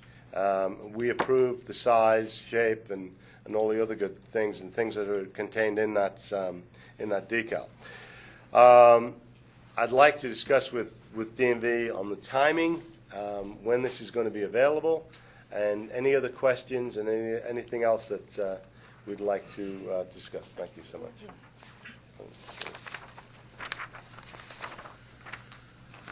All right. Do we have any questions of our DMV representative? Okay. Well, let me open the discussion. When do we expect to see the new decal? When do we expect people to start receiving it? Well, as discussed with you, with Sean McDonald. I know that was a private conversation. That's why we have to do it. Yeah, no. But just a recap of that is that because of the programming that the Department of Motor Vehicles has to do, there is an anticipated, it is not guaranteed, but just an anticipated date of the end of October that we will start issuing the new decals with the new decal stock and the new four-digit number. Okay. Is there any holdup? Is there anything the Commission can do? Is there anything that can be done to, because obviously people are biting at the bit. They want the smaller decal. Sure, completely understandable. At this point, I will remind the Commission that when SB 109 went forward, we had attached a fiscal note to it that says that all programming hours would be overtime programming hours. So we have any programming that is done by DMV programmers on an overtime basis. And so if somebody wants to do overtime, they can do this. Again, we are jam-packed full with programming stuff that we need to do because of legislation. I can tell you that programming has started on this. I can tell you that there are some programmers that do want overtime and will be looking at working on this. But as far as when it will be done, I cannot guarantee anything. I can tell you that we are still anticipating the October 31st date. Mr. Lambert? When 109 went through the process, at one point it didn't have a physical note. Did it finish with a physical note, or did it not finish with? Well, there wasn't a physical note attached at the end. That's what I thought. Okay. I was just curious, but I didn't remember one, and I could have missed it. It's sort of that's sort of an administrative thing. As when we go through the Assembly or the Senate, there is just some sort of gamesmanship that goes on with these things, and no senator or assemblyman wants a fiscal note attached to their bill because that immediately slows it down and can actually kill a bill. So there is always some political wrangling that goes back and forth to get those off. So even though DMV says, yes, there is a cost, and this is our extra cost, the political wrangling can make it so that can disappear or reappear or whichever. I mean, there's, dare I say it in here, there's two things you should never want to watch being made, sausages and laws, and I'll leave it at that. I thought I'd missed something, and No. I was there dozens of times I didn't think I had. Are there any, so as a commission, because this is an action item, as a commission, do we want to urge the DMV to do anything? Do we want the DMV to do anything differently? Las Vegas? No? No, I don't think so. Okay. I'd like to thank them for their work and hope that it goes as smoothly as possible. And if you need any help, yell. But thank you for your help. Thank you. Anyone else? All right, well, good. Well, we appreciate your time and thank you for staying late. Oh, I I apologize. just have a quick question. This is obviously an example, but you're showing OHV title fee $20. Has it always been $20? It's $20. The title itself is $20. There's an $8 processing fee. Okay, because we've been doing $28.25. And you're absolutely correct. Okay. So the $8.25 is just not reflected on. Correct. I wonder if there would be a way to actually. What this is and what you need to understand is that these are placeholders. Not so much necessarily will we ever reflect that somebody paid for a title or a processing fee on their registration card. Does that make sense? So what ITI or the vendor has done has simply just come in and put verbiage and slots in here to show what it would look like if it was all completely filled up. Does that make sense? Yes. Yeah, I guess I just want to. I want to have clarification if someone paid the $28.25 that it's left off. It gives it that, are we? I don't believe that a title fee would ever be reflected on this. Yeah. I have. Yes, sir. Thank you for being here. The material that this card is going to be on, is it going to be just paper stock? Is it going to be a heavy paper stock? Is it going to be a laminated stock, the attached receipt? I believe that there is a standard format that they have. I do not have the gauge or the weight of the paper. I don't know. I understand. If you get an opportunity to ask someone, would you please? I Let us will. know. Let me know It would go anyway. through Commissioner Jackson because he's the one that has approved it through ITI. And so I don't know whether or not you've gotten actual physical samples. Well, this is the first one I've seen. Oh, okay. So yes, I will see what I can do. That'd be great. Obviously, these are going to see a great deal of wear and deterioration. Sure. And again, I would remind you is that they don't need to carry anything with them. I They understand. simply have to have the decal on the OHV, and the decal material is the same as what it is now. I got that part. I also know that they're going to go on plastic that you see all over on the trail, and I pick up every time I ride because somebody's left their piece of plastic, and they're going to get tore up. The guys go, especially with a 25-day wait, you're going to want something, and I'm guessing they get a receipt on the internet to fill in that period of time. They do not get anything.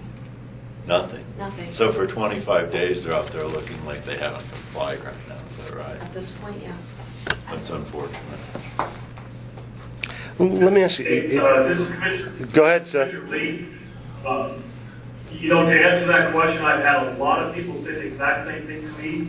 I told them to make copies of their photocopies of the paperwork they submitted to DMV, and we were honoring that, knowing that they had submitted their paperwork.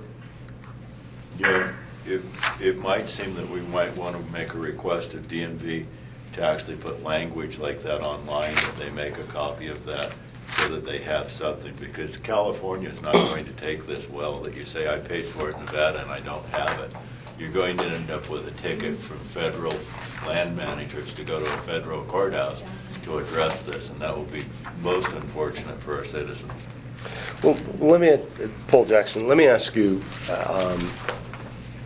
Administrator, what would it take, what would we have to do for, just for the sake of argument, some kind of receipt to be generated when somebody applies on the internet for the Well, title at this attack? point, all you can do on the internet is do renewal.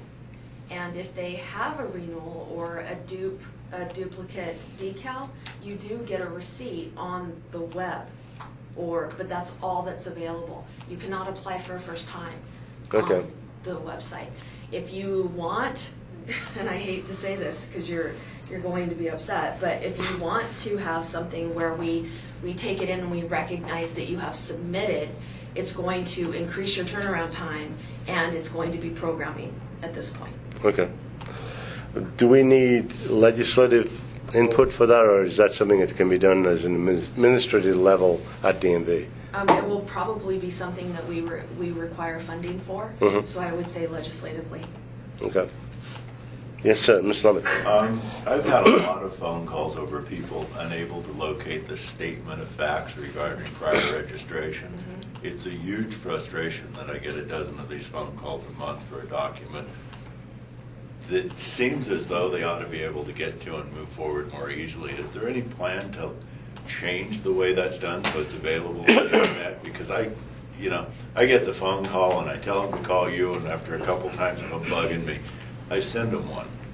Sure. Whether I'm supposed to send them one or not, I'm not even sure, but I get tired of the phone calls. Sure. I would say that if you want the DMV answer of it, I would say no, you should not send them one. You should refer them to us. As an agency, we have decided not to put the statement of fact online and available.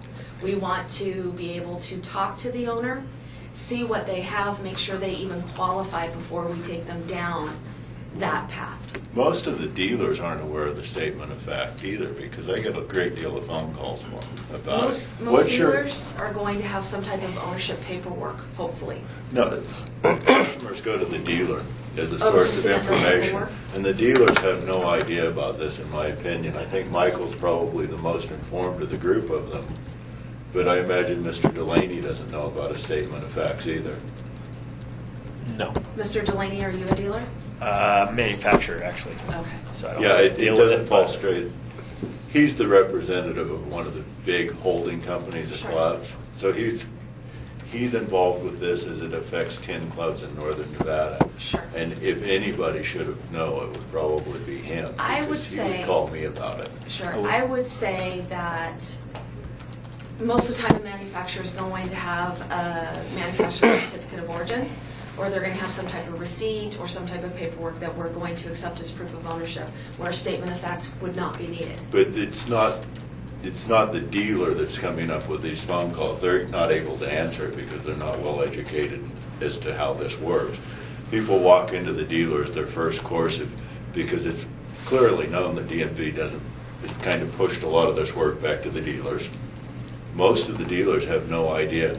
Usually when I get the phone call, they've been to a couple, 3 dealers and got a couple, 3 different answers. And one of the dealers says, call Gary. And I'm like, call DMV. And I would look at the dealers and say, why would they not refer the customer if they had no I think proof it's of because they're ownership not or well anything enough like or that? educated yet. What I'm trying to illustrate is that either DMV or the commission needs to do a better job in telling the dealers that this document exists. You can't find it when you go to the page where you think it's going to be. It's a dead page. Is that true, Michael? I'll be honest, Commissioner Giroux, we've actually been very happy with DMV processing the titles of this. But for the existing people, it didn't have a title during that period. That's going well. That's going real well. And All I would right. say that So it's just some of the other dealers that need to get up to your you understanding. get educated on what they should be. Maybe If I they're a would- dealer, they should be. I would also add that probably they are dealerships that were not licensed through the department before, that sold OHVs when they were not Oh, required to be I titled. totally agree. Many of them are dirt bike If shops. you've had a relationship with DMV through the past, then you know our processes. My suggestion to you is that if you're being contacted with a dealer, or let's break this down, dealers or manufacturers, you tell them to go to our website and download the registration and title guide for OHVs.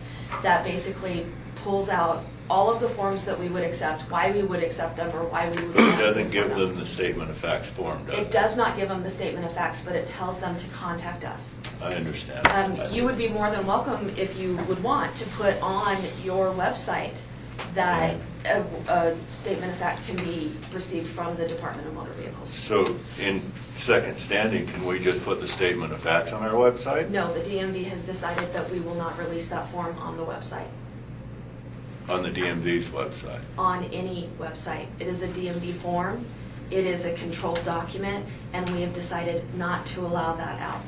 Okay.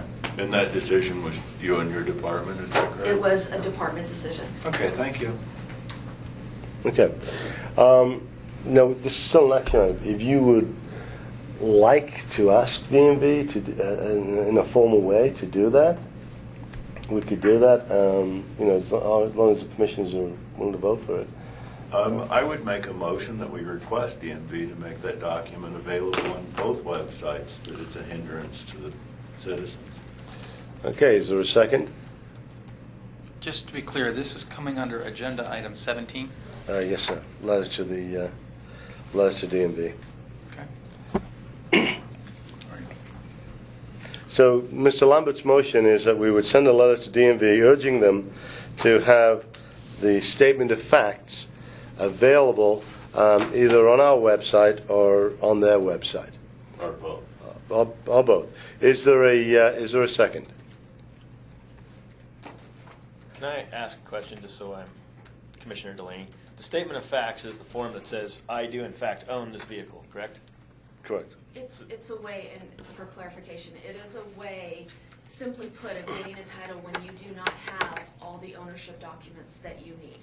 It is an affidavit that states that I own this vehicle. I have made my attempt to contact that is required by statute to get the necessary documents, or have done everything that the department has asked you to do as we can by law. That's what the statement of fact is. Right. Okay. Can I ask, what's the concern of the DMV as far as not wanting? That's in discussion. If you'd like to second the motion for the purposes of discussion, we can do that. Okay, I second the motion. Mr. Delaney has seconded the motion for the purposes of discussion. Any discussion, Mr. Delaney? I was just curious as to why the DMV feels that information shouldn't be available to get online. The reason that we feel that it should not be available to get just online for anybody is that we feel that it would hinder the process. I want to be able to talk to you as an owner of a bike and see exactly what documents you have. I don't want you to go through and get that form, fill it out, and send it in to us with your 2825 thinking that you automatically get a title. And we are going to have to reject you simply because you do not have the proper documentation. It's going to cause an increase in our workload. We're going to be taking your money and then refunding you when we deny you a title because you do not have the proper documentation. When you get your reject letter, it is going to cause you to call in to find out what you actually need to get a title, and then we start the process all over. We feel that it is a better work process to have you call in, speak to us, have us give you the process that you need to complete, and then we'll provide you with the form. Okay, so then my question is whether they provide you with whatever kind of paperwork they have. If I'm assuming if they're sending it, it'd be photocopies, or if they come down, it would be the original documents. Is that the difference? We only do business by mail. You can't come down and sit and talk to us. So then if they if they print the form online and they make photocopies of whatever the form says they need and they send that in, then why would it be rejected at that point? Because I need original documentation. And that's something that we would tell you over the phone. We would also tell you, like, let's say you needed a bill of sale. We would also tell you that at the time that you send, that you are required by law to do a reasonable attempt to contact from the person that you purchased the vehicle from. Reasonable attempt to contact, defined by law, is a certified letter return receipt requested. Okay? Those are things that you get through a conversation with a technician at the department. If you do not follow our instructions or the instructions that you are required to by law, it would cause us to reject that. We would also tell you not to send your original documents through the mail.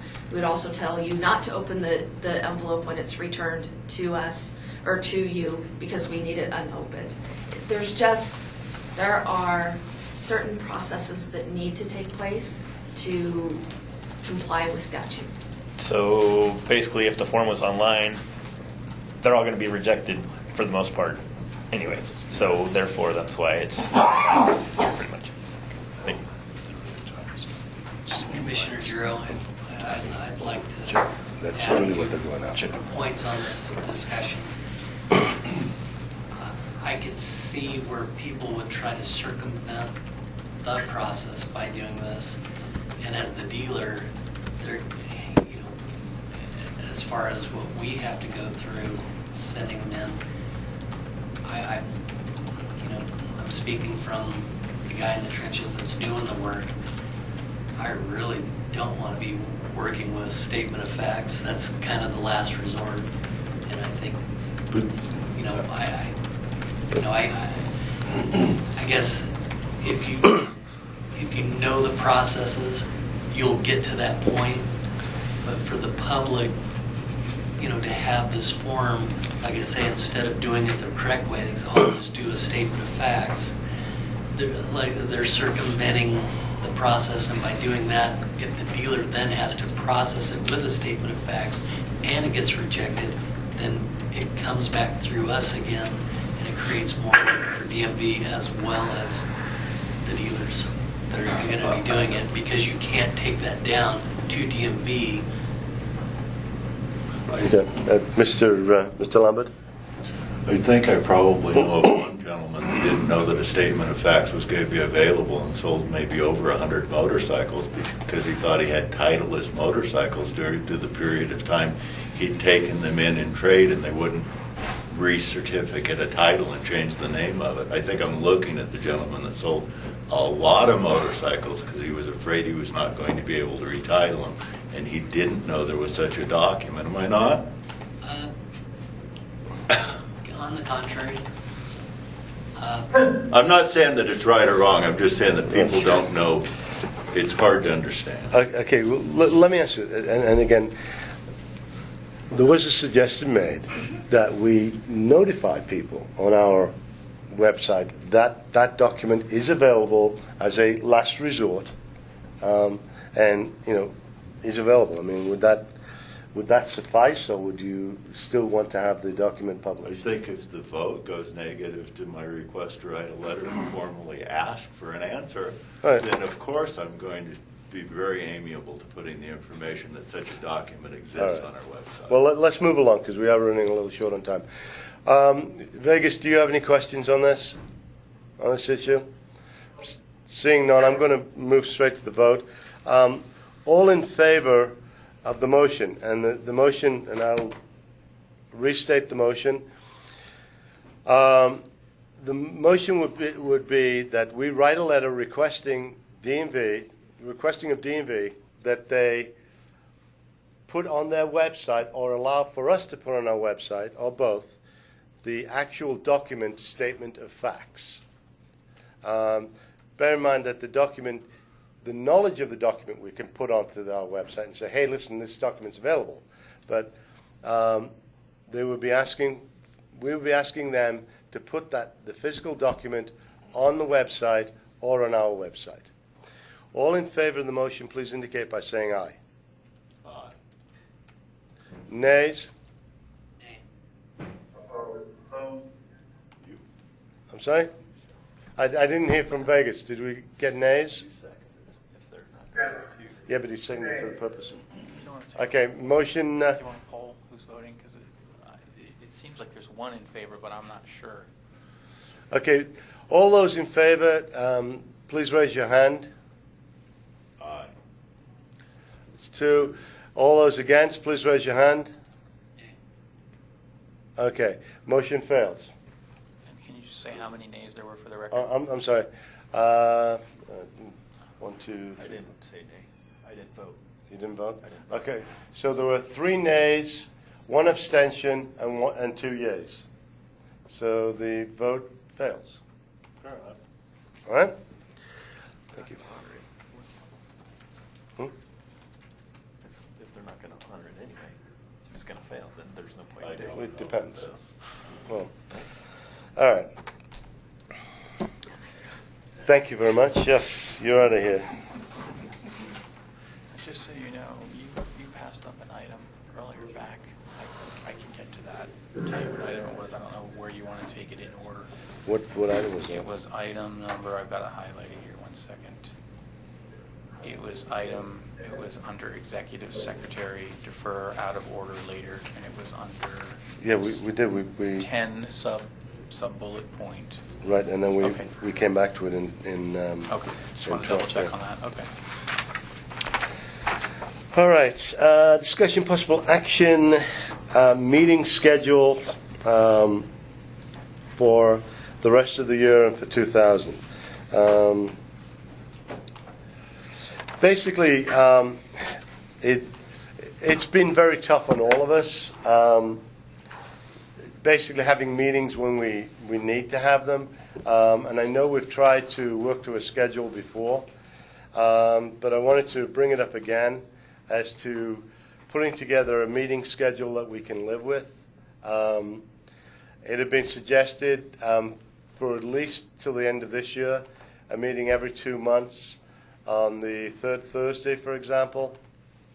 And that would allow us to have that scheduled meeting. If something does come up that's an emergency, we can always have an emergency meeting. But I'd open it up for discussion. Anybody's thoughts on that?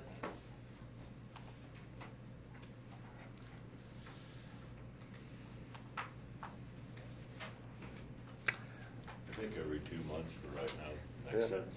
Okay, is everybody good with that?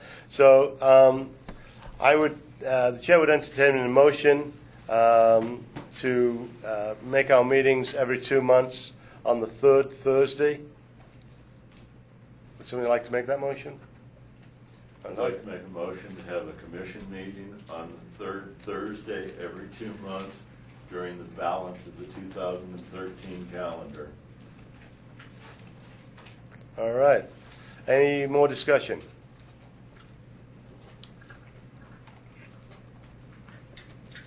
Now, our next meeting would be, this would start in September, so our next meeting would be the third Thursday in September, and then our following meeting would be third Thursday in November, and so on. All right, I see no discussion. All in favor, is there a second on the motion? I second the motion. It is? Well, we'll dodge around it. We'll work something out. Just so we keep it. Now, obviously, we can move those dates around a little bit because the number one comes out on Thanksgiving, but we'll work that out. We'll make it the second. But just as a general rule, we're going to try and keep to that for the rest of the year. All right. So, was there a second? I second. That was Mr. Delaney. Any further discussion? All in favour? Indicate by saying aye. Aye. Any opposed? Any opposed? Motion carries unanimously. So we will be holding our meetings. Our next meeting will be the third Thursday in September, and then November and January and so on. Great. All righty.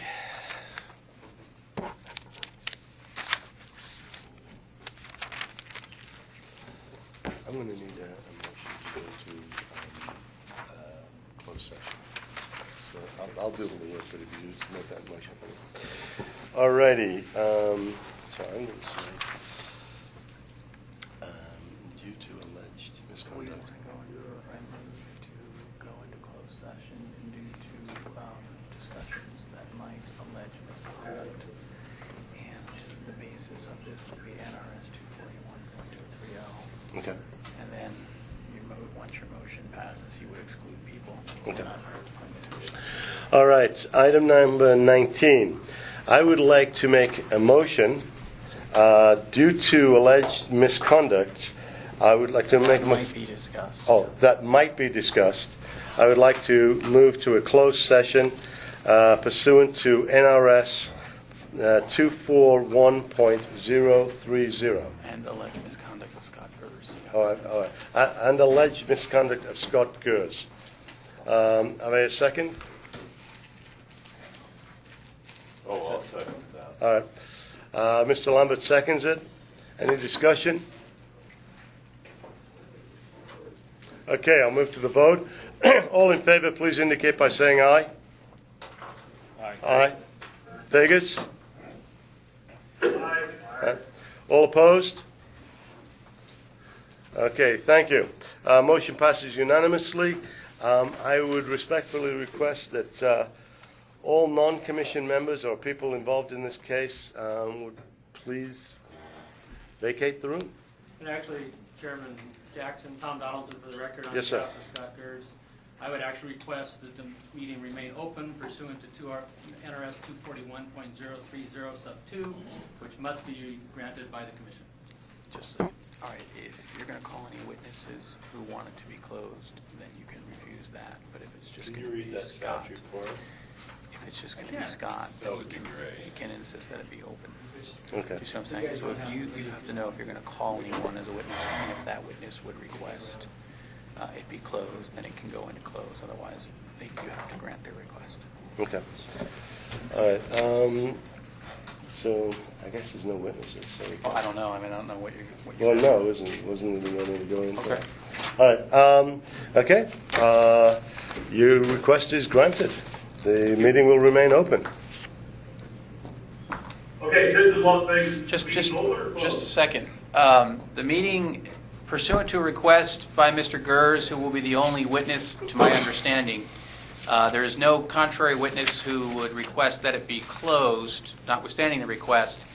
But I would also instruct whoever is recording this to at least segregate out or separate the tape recording device, digital, electronic, or otherwise, so that this part of the hearing can be easily accessed. You want a minute to that? All right, we're going to take just a minute to just tape record this. And Just one second. Also, I would counsel the commission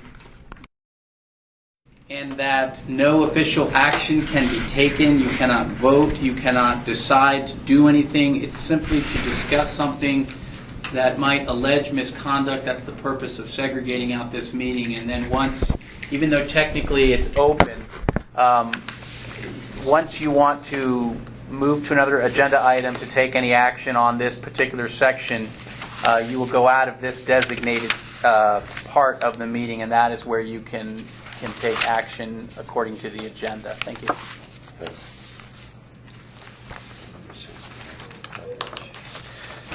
all righty, are we set with the tape recorder? Okay. Mary Alice, if you could pass out the copies of Mr. Gers' bill.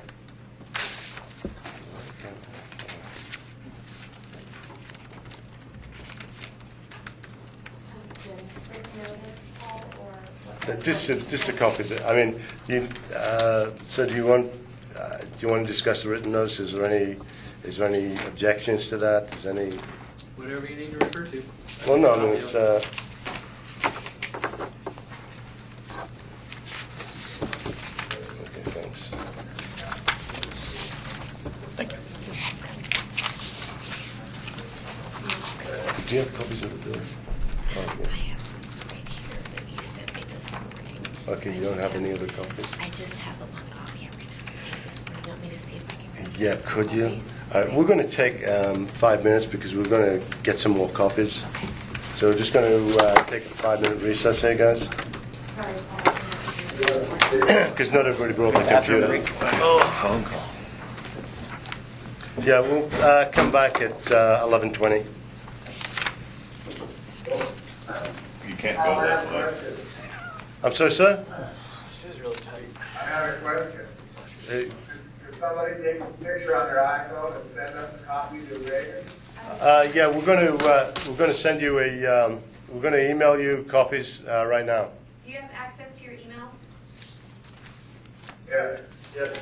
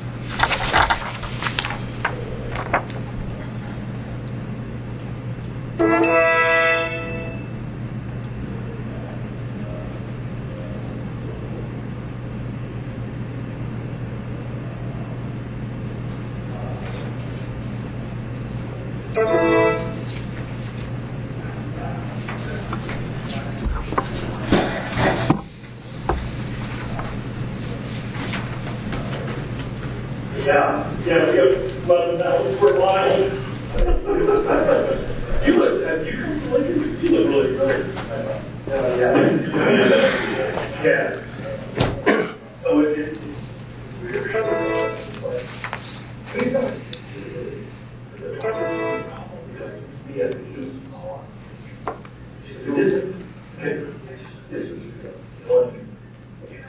The guys are rich, why don't you have a fatal? More distant.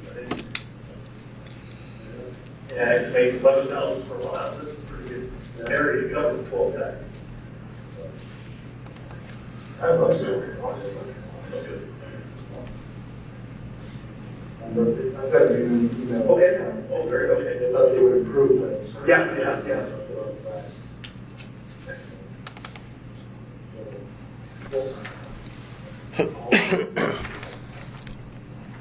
I know myself, what is wrong with not here is, I'm not Douglas, I know the business, I am that business.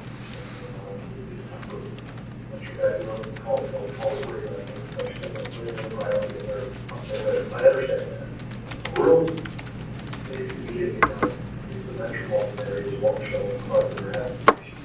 The lady was here a minute ago, Bell Susan, she's the assistant for 2010 commissioner,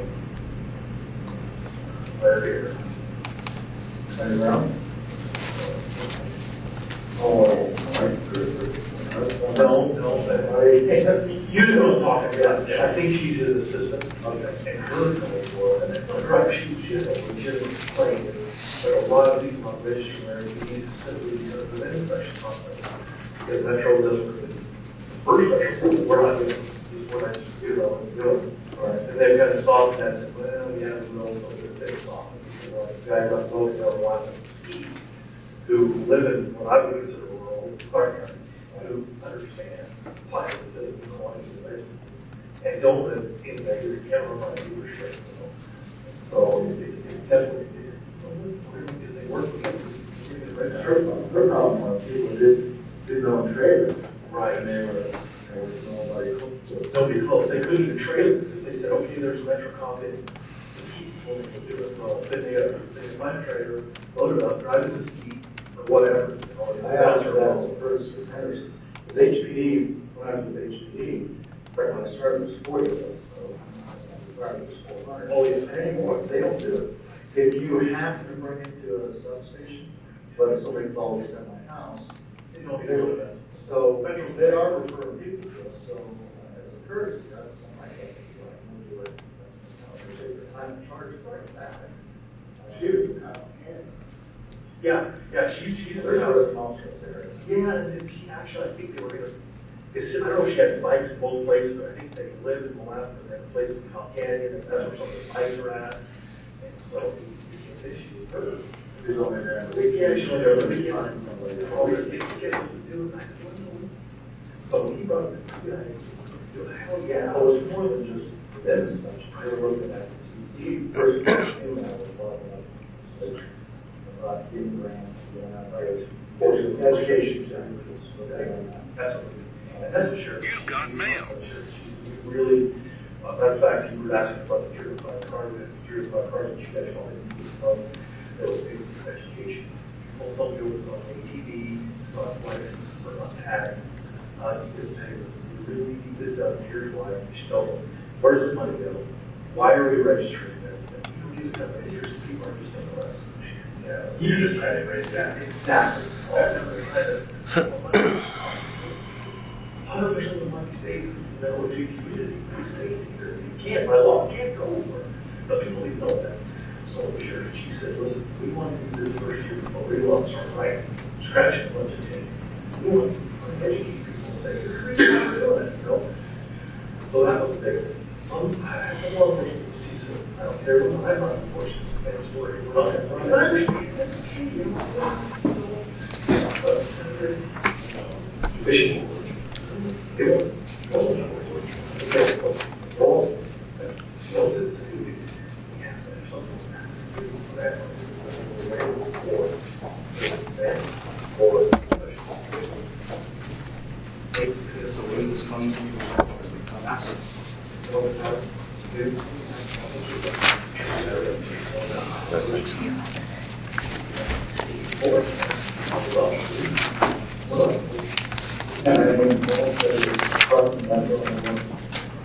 Basically, not only that speed bridge, but I'm sure they're going to say, they talked to Pat, they talked to one of his accounts, real nice guy, very big. Anyway, real nice guy.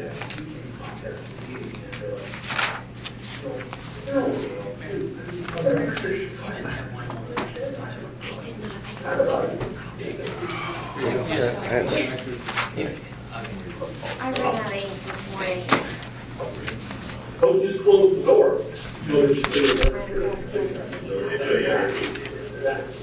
Las Vegas, did somebody get the documentation on an email? I haven't sent it yet. Oh, you haven't? Hang on All right, one okay. second. I haven't looked at- Belay that. Yeah, nothing. Okay. Okay. Everybody have everything? Hang on, it's coming. All right.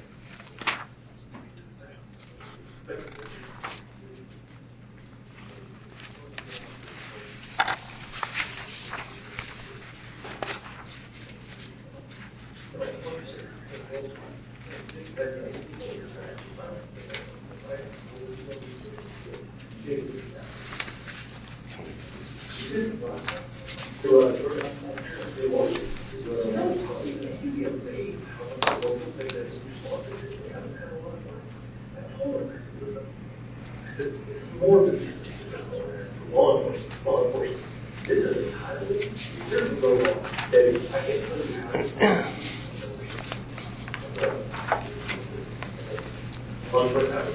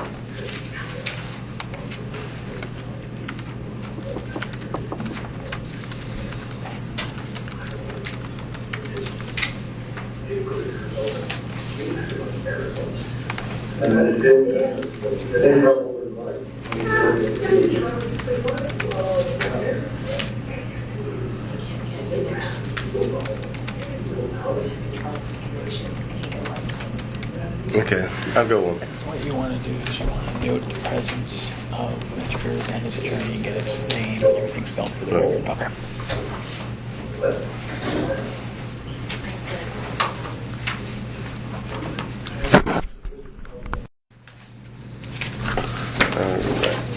Okay, I'd like to reconvene this session. You want to note appearances for the Yes, I'd like to note appearances for the record. Do you have to do the commissioners present?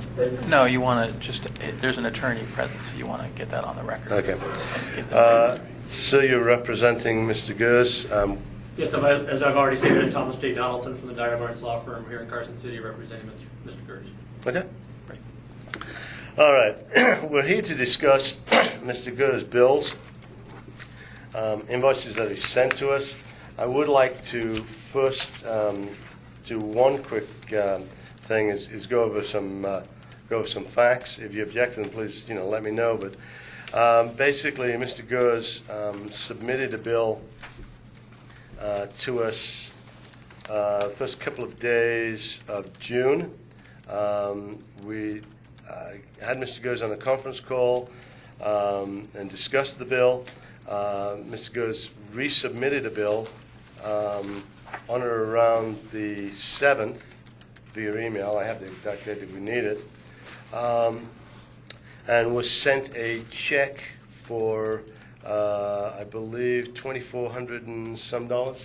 Who was the conference call with? The conference call was with myself and, where's my brain stick? Dave Moreau. Who was at that time the treasurer.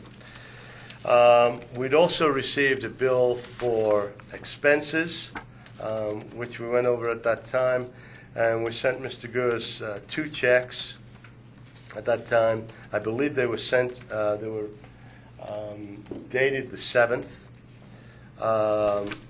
We then learned that those checks had not been cashed earlier this month, and 2 new checks were sent out a few days ago. Return receipt requested. As I understand, we haven't received the return receipts back yet. Is that all? You've got a little housekeeping. This month started today. Oh, I'm sorry. Yes, July. All right. Are there any questions on that? Any disagreements with that? Absolutely. Okay. Go ahead. I'm not aware of a telephone conference with you and Dave Moreau. I was on the phone with you. I did not speak personally with Dave Moreau. If he was there, he was unannounced, and I didn't realize that he was on the conversation. So if you have a date and a time and a phone log of when that phone call was, I'm more than happy to look into that.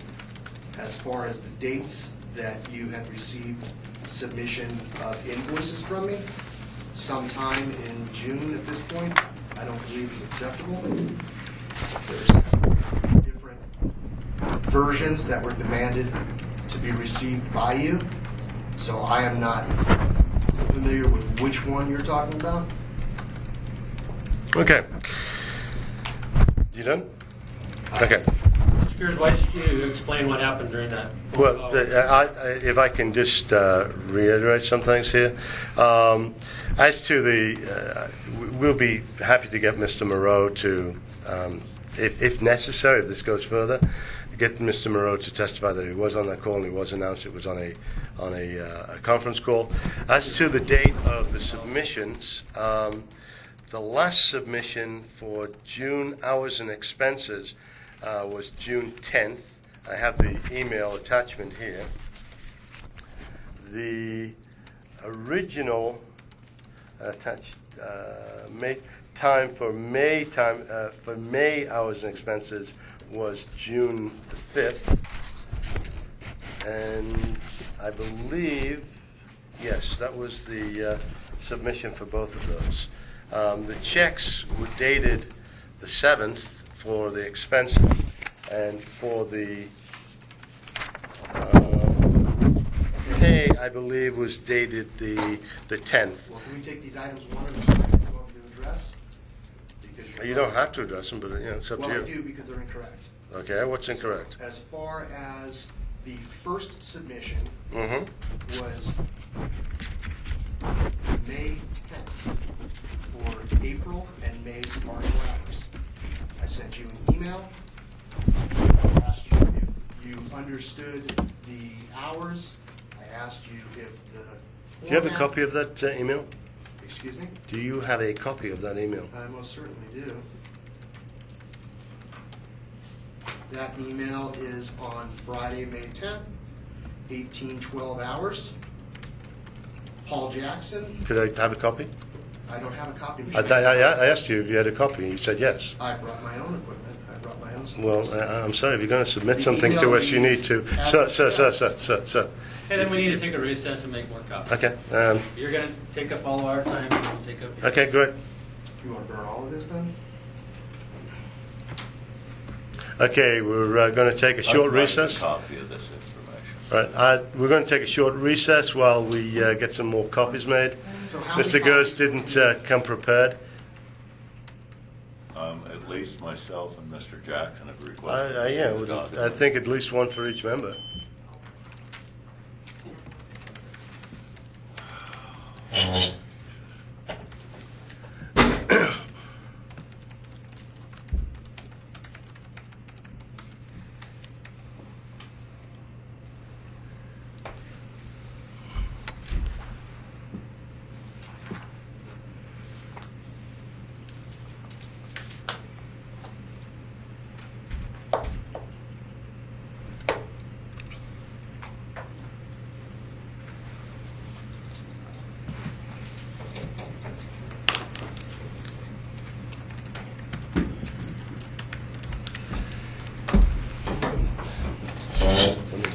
What you have to do about this, I have no email from him on May 10th. I have no emails regarding. Well, I mean, you would just put that on the record that you didn't receive it.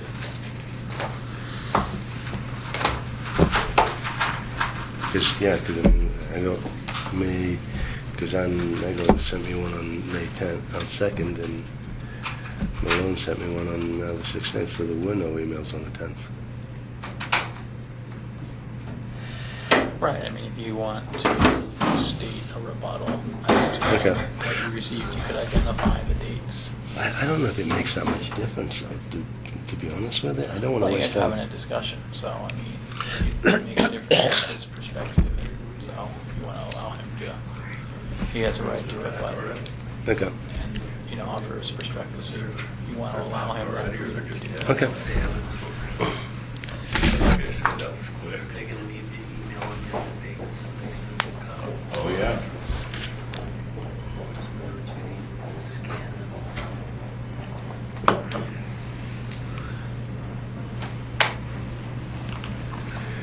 I know this goes without saying, but it helps you and it helps your commission if you can, you know, have everyone kind of keep things in a reasonable time. Right.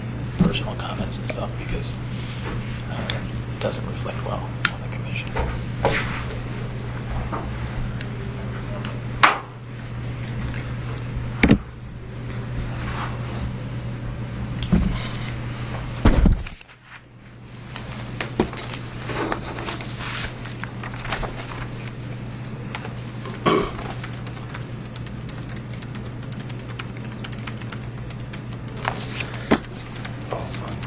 Did you want to get anyone else lined up on your question of who attended the phone call? I don't know if you could, during the break. I don't know if it really matters, because there was nothing on that phone call that was discussed that would. Again, this is the minutia part. I mean, He's claiming that he wasn't made aware that someone else was on the call, and I think your perspective is that he was. right. I mean, if it becomes an issue of, and again, I mean, it's kind of. This is a simple stuff. He sent us a bill. I have a copy of the bill, and that's kind of what we need to get into.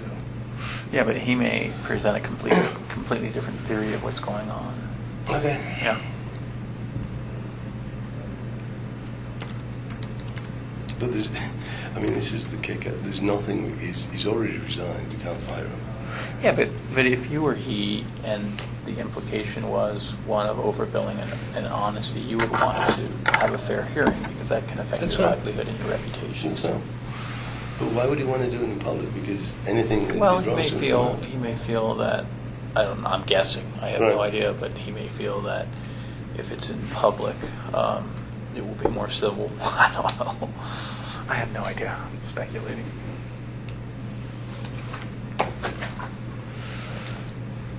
Because now anything that comes out in this is going to be posted on the website in minutes. Just want to make sure that everyone's really careful not to make statements that can be construed as slanderous. Right. But that includes him too, I would hope. Usually, in situations like this, the bigger burden's on the commission or the committee, because they don't have as much time to fool around with all this stuff. You know, it's more of a headache for them to allocate resources on fussy stuff than it is for an individual who's pissed off at an organization. Do you think they left with an idea to send it to Vegas, to a copy to Vegas? I'm sorry, what's that? Do you think they left with the idea of getting a digital image to get to Vegas or whatever they're doing, so we're not here longer? I have no idea. I don't even know where they went.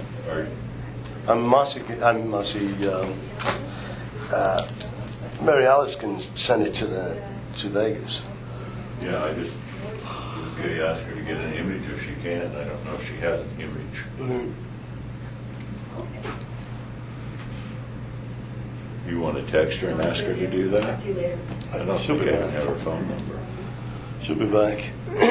To be honest with you, she'll think of that right away. Okay, that's great.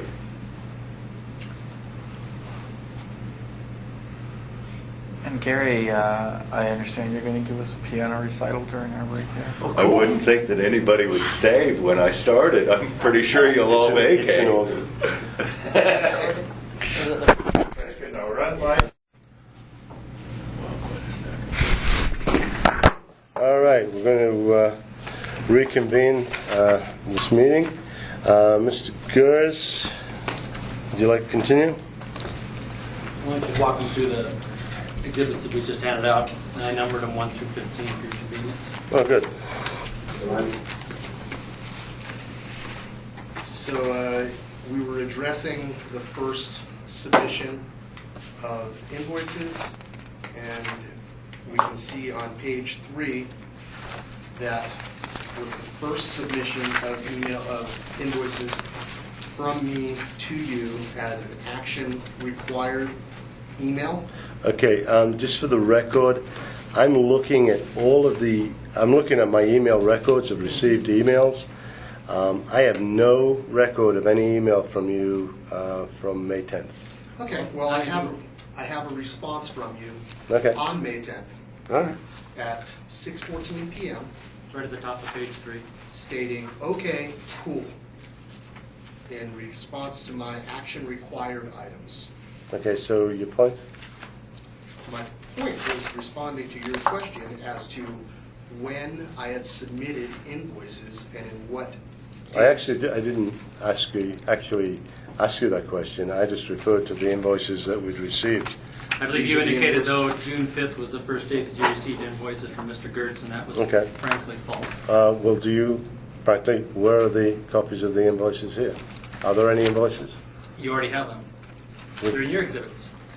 And those invoices were received on the 5th, as per the email attached to them.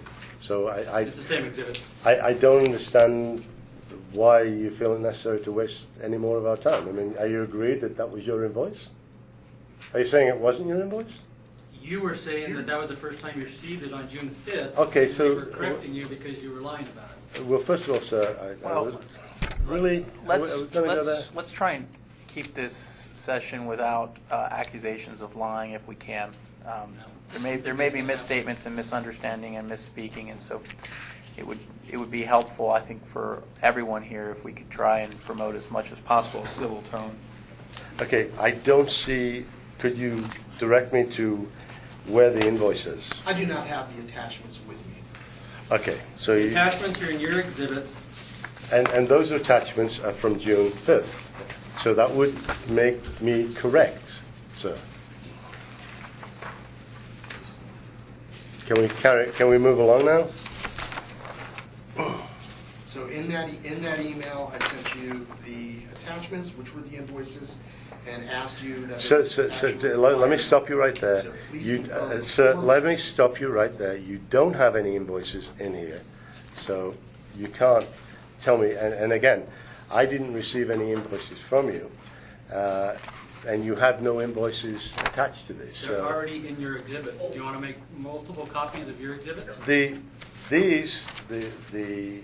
invoices I received, the first time I received them was on the 5th. And in fact... April? Let's see... It's right there. Look at pages 7 and 9. I numbered your exhibits as well. Okay. Do that. I don't understand why you're insisting on wasting our time over... We're not wasting Did you present the invoices or not?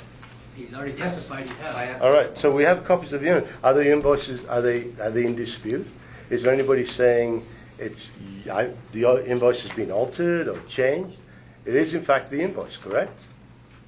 Is it or not the invoice? Is it or not the correct invoice? I think that if you're going to follow this procedure, you need to be specific. Sir, I'm the chairman of this commission. I sent you an indication, an email showing you how we were going to do this and what steps there were.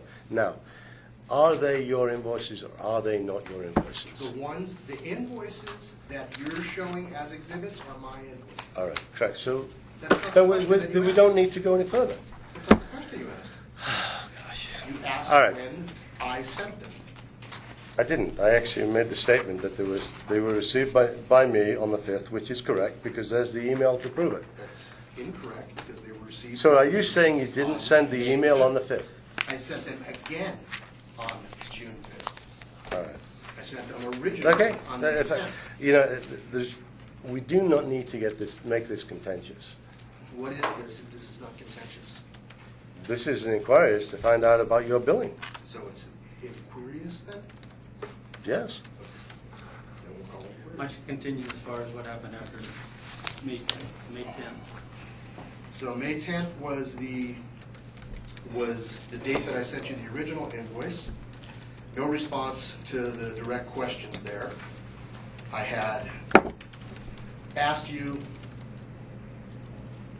we had obviously been struggling because the commission had not had a bank account set up or anything, so we talked about continuing work on contingency, which was fine. I did that continuing work on contingency until the commission was stabilized and actually had their bank account set up. We have the next email, which states on page 4 from Dave Moreau that hopefully we will have some money available by then. Hopefully we'll have some money by then to pay for the fees from the commission. Okay. Okay, and your remaining item on that first question was,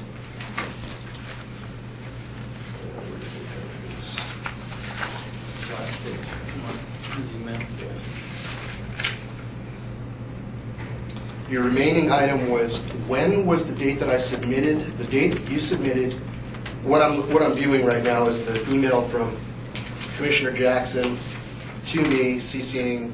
What number is that? That's page 15.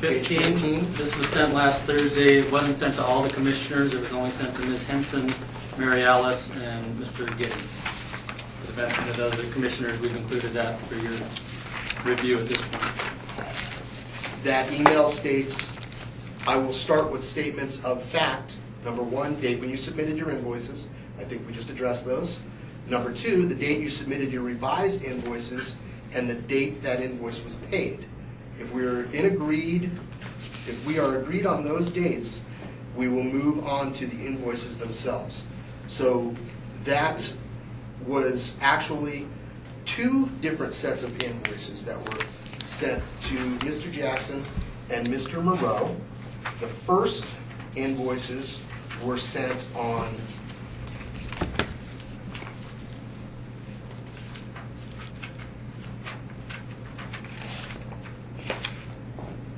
June 5th, page 11 in your... Excuse me, the first invoices were sent on what date, sir? May 10th, but then resent on June Okay. 5th. Sorry. Where's that page? And was there any difference between the 2 invoices, the one sent on May 10th and the one sent on June 5th? Yes, there was a very large discrepancy in the 2 invoices. And Okay. the reason for that discrepancy was I was contacted by Mr. Jackson and told that he wanted to meet and review some of my, he has some questions on the invoices. Okay, let's be clear here. Okay, the invoices you're claiming you sent in May is the same invoice that I referred to for June 5th. And there was a revised invoice from that with a change in the numbers that was sent, I believe, June 10th. Is that correct? Correct. All right, so why are you still on this? So Did that you want to invoice was clarify the clarified facts? why it was revised. Well, we haven't even got to that, sir. You just asked me why. I didn't. I asked you if the numbers were the same. They're not the I same. asked you if the numbers were the same between May 10th and June 5th. All right? I did, correct? No. Sir, I can look, we can go back in the tape if you really need to. Here's the bottom line. You submitted one set of invoices you claim were originally submitted on May 10th and resubmitted on June 5th. Correct. Then you sent a revised invoice with no detail, and I've included the email on June 10th. Is that correct? You're saying there's no detail. There's a whole column in there with job description. Well, what I received was this. Are you saying that we received something different than this? Yes, Mr. Jackson. On the 10th? I believe that the problem is that you're having a little Careful, Mr. difficulty working with Excel spreadsheets. There are 3 pages on that Excel spreadsheet. One of them. You mean like the ones you sent earlier, which we have a copy of each one of the pages? That's one spreadsheet. Okay. All right. One of them is the time. One of them is the expenses. The third page. Okay, is the summary. let's get that. So we're agreed that there is one set of invoices which were received on June 5th. You claim that they were also sent on May 10th. The invoice was changed and Invoice was sent on May 10th. Okay. That June 5th. You're claiming that was sent on May 10th. That's fine, but that they weren't altered between May 10th and June 5th. It's right here. I've got your email. And then subsequent to June 5th, and a conversation that we had, you changed your invoice. Correct. All right. So with that, we're agreed on all of that. There's a correct? revised So invoice after our conversation. Right. So we're agreed on that. Is that correct? demanded Is that that, I revise sir, that invoice. sir? Listen When to you me, demanded that I sir, revise that sir. invoice, when I you need not you to pay stop talking. the I invoice need you to stop talking now. or anything. Sir, I need you bring to me stop this hearing. talking now. All right? We are agreed on those, we're agreed on the dates in substance, and we're agreed on the substance of these 2 invoices. Is that correct? Correct. All right, good. Now, are you saying I'm saying that the invoice that was received on June 10th is the one that's on the top of the exhibits, on the top of our exhibits. Are you claiming that's not the revised invoice?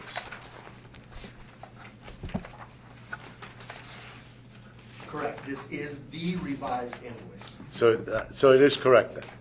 This is what I submitted after you. All right, so this is the revised, so you don't need to go into, it's the revised copy, correct? This is the revised copy. And that revised copy does not contain very much detail, does it? Yes, it does, Mr. Jackson. Where is it? Contains quite a bit of detail. Where are you showing it? What detail exactly are you looking for? Well, I will point it out. anything on here that says. That's a summary page. Okay. All right, let's start again because I showed it to you. And you still, so if you're not going to pay attention, this really isn't going to take a long No time. reason for comments like that from the chair either. You know, you're correct, sir.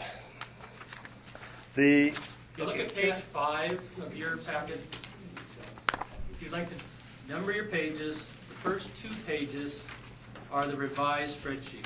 Okay. The 3rd page is the email. Number 5? The 3rd page of your exhibits. Okay. Number the cages. Then we're all on the same page. The 3rd page of your exhibits is the email dated June 10th from Mr. Gitterts, provided the revised time based on your direction at the meeting on June 6th. Okay. It's actually a typo there. It should be May hours, not June hours, because he never submitted any hours for June. Okay. He incurred hours, but he didn't That's submit his fine. time. Page 4. These are the expenses for May, totaling $962.23. $697 of that was supposedly paid on check number 1212. but we don't have any detail in a check to know whether in fact those were the expenses paid. Page 5 is actually the original timesheet for May 1st, 2013 to May 31st, 2013 that Mr. Gertz submitted on June 5th, 2013. This is the 105 hours you'll see, whereas on page 1, he was only paid for 62.5 hours. So this is the actual demand that Mr. Gertz is making today for the balance of these hours that were reduced from his timesheet at Mr. Jackson's direction. Okay. Page 6, if I may continue. Actually, no. Sir, So we need to clear up a point, please. In the summary, it says total wages, and it says a figure, and this is a summary, and this is Mr. Gur's own summary that he sent to us. It said wages owed, or total wages, $2,472.25. And I would be correct in assuming that that's the exact amount that was sent to Mr. Gers. Is that correct? 2,472.25. Right. So we I paid. don't know what figure you came up with. How you Well, did that. that's the number he provided us. Okay. So these are the revised hours, though. The actual hours are on page 5 of your exhibit. Okay. All right. So, well, let's go through this for a second. And that's what I was trying to do. Let's look at this for a second. I have a question. Yes, sir. Am I correct in, the council had indicated that he wants to be paid the original invoices, is that true? Correct.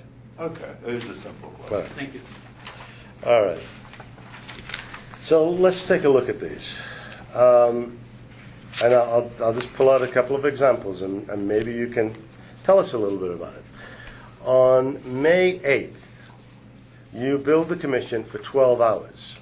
Now, I believe you were attending a state parks meeting, which, correct me if I'm wrong, lasted approximately 8 hours. That is correct. That is the State Parks Recreational Trails. And you billed us for 12 hours for an 8-hour meeting. That is an 8-hour meeting. That is in Carson City here. Mhm. Since I live in Spanish Springs, that is over an hour there and an hour back. Okay.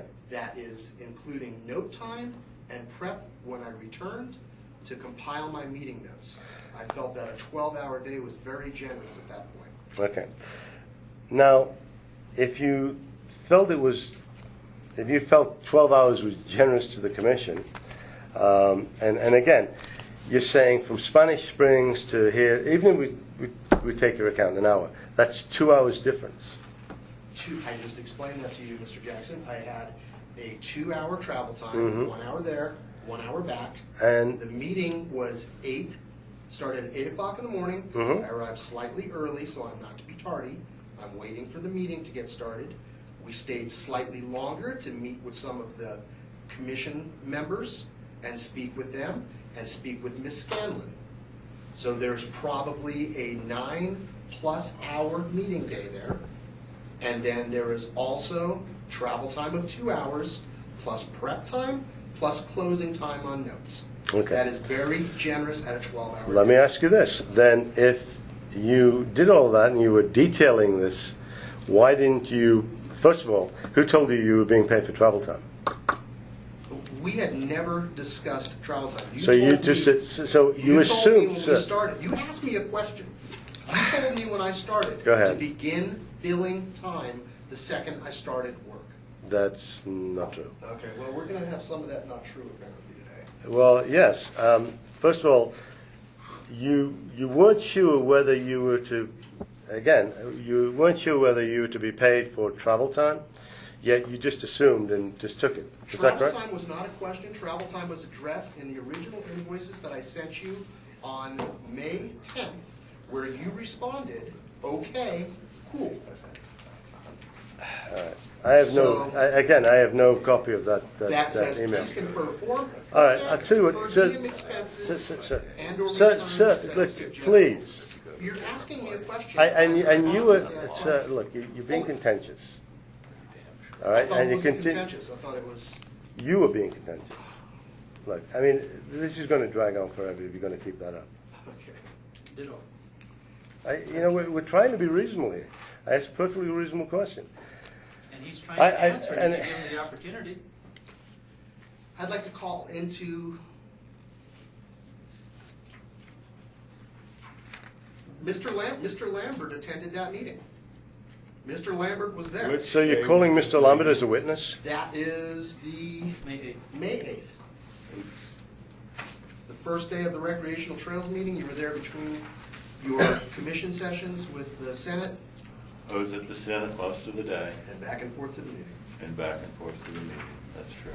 So Okay. I'm a witness now? If he wants to call you as a witness, you won't be able to vote, but you're a witness. I mean, kill it. Don't be a witness. It's not up to me. I'm asking, am I a witness No, now or you're not? not. I have You're not a no witness. opinion Okay. You're not a witness. as to All whether I right, am or again, not. guys, this is our hearing. Do not enter into further discussions with anybody unless you're asked a direct question. And then please answer your questions, but answer the question only. Don't go into a liturgy. Then we can get through this. All right. So I want to understand that nobody told you you would be paid for travel time. You just made that assumption. You told me to start billing hours the minute I started commission work. Okay. And I had no other reason to drive to and from Carson to a state parks recreational All right. trails planning grant session. So, enough. All right, let's do with something else. You claimed 46 and a half hours for prep for our grants workshop. The grants workshop was scheduled for 1.5 days, and you claimed that you did prep for 46 and a half hours. Could you explain that? I would be more happy to explain it. Do you have a day that you want to pick out, or No, you just want to I you apparently spent 12 hours on the 31st. The 31st and 12 hours was the actual day of the meeting. Mm-hmm. I believe that we were all present for the meeting. You suggested that I only had a 7-hour day at that meeting, Mm-hmm. when we know that the meeting started at 8 and ran until 5:44. That meeting ran for much longer than 7 hours. I began my day to get the facility opened, to close the facility, and to make sure that the meeting room was prepped. Began at 7 o'clock in the morning. I worked there until 6 o'clock in the afternoon. You asked me to prepare the grant minutes that we had agreed on for you and have them to you that night. So I went to my office, finished compiling that, and sent that out to you. So that was a 12-hour plus day. Okay. Would you like to pick another one of those? No, I think you've explained it. I mean, I don't agree with it, but I'm not going to get into an argument with you. You basically said that it took you 46 and a half hours to prep for that meeting, and I find that very difficult to believe.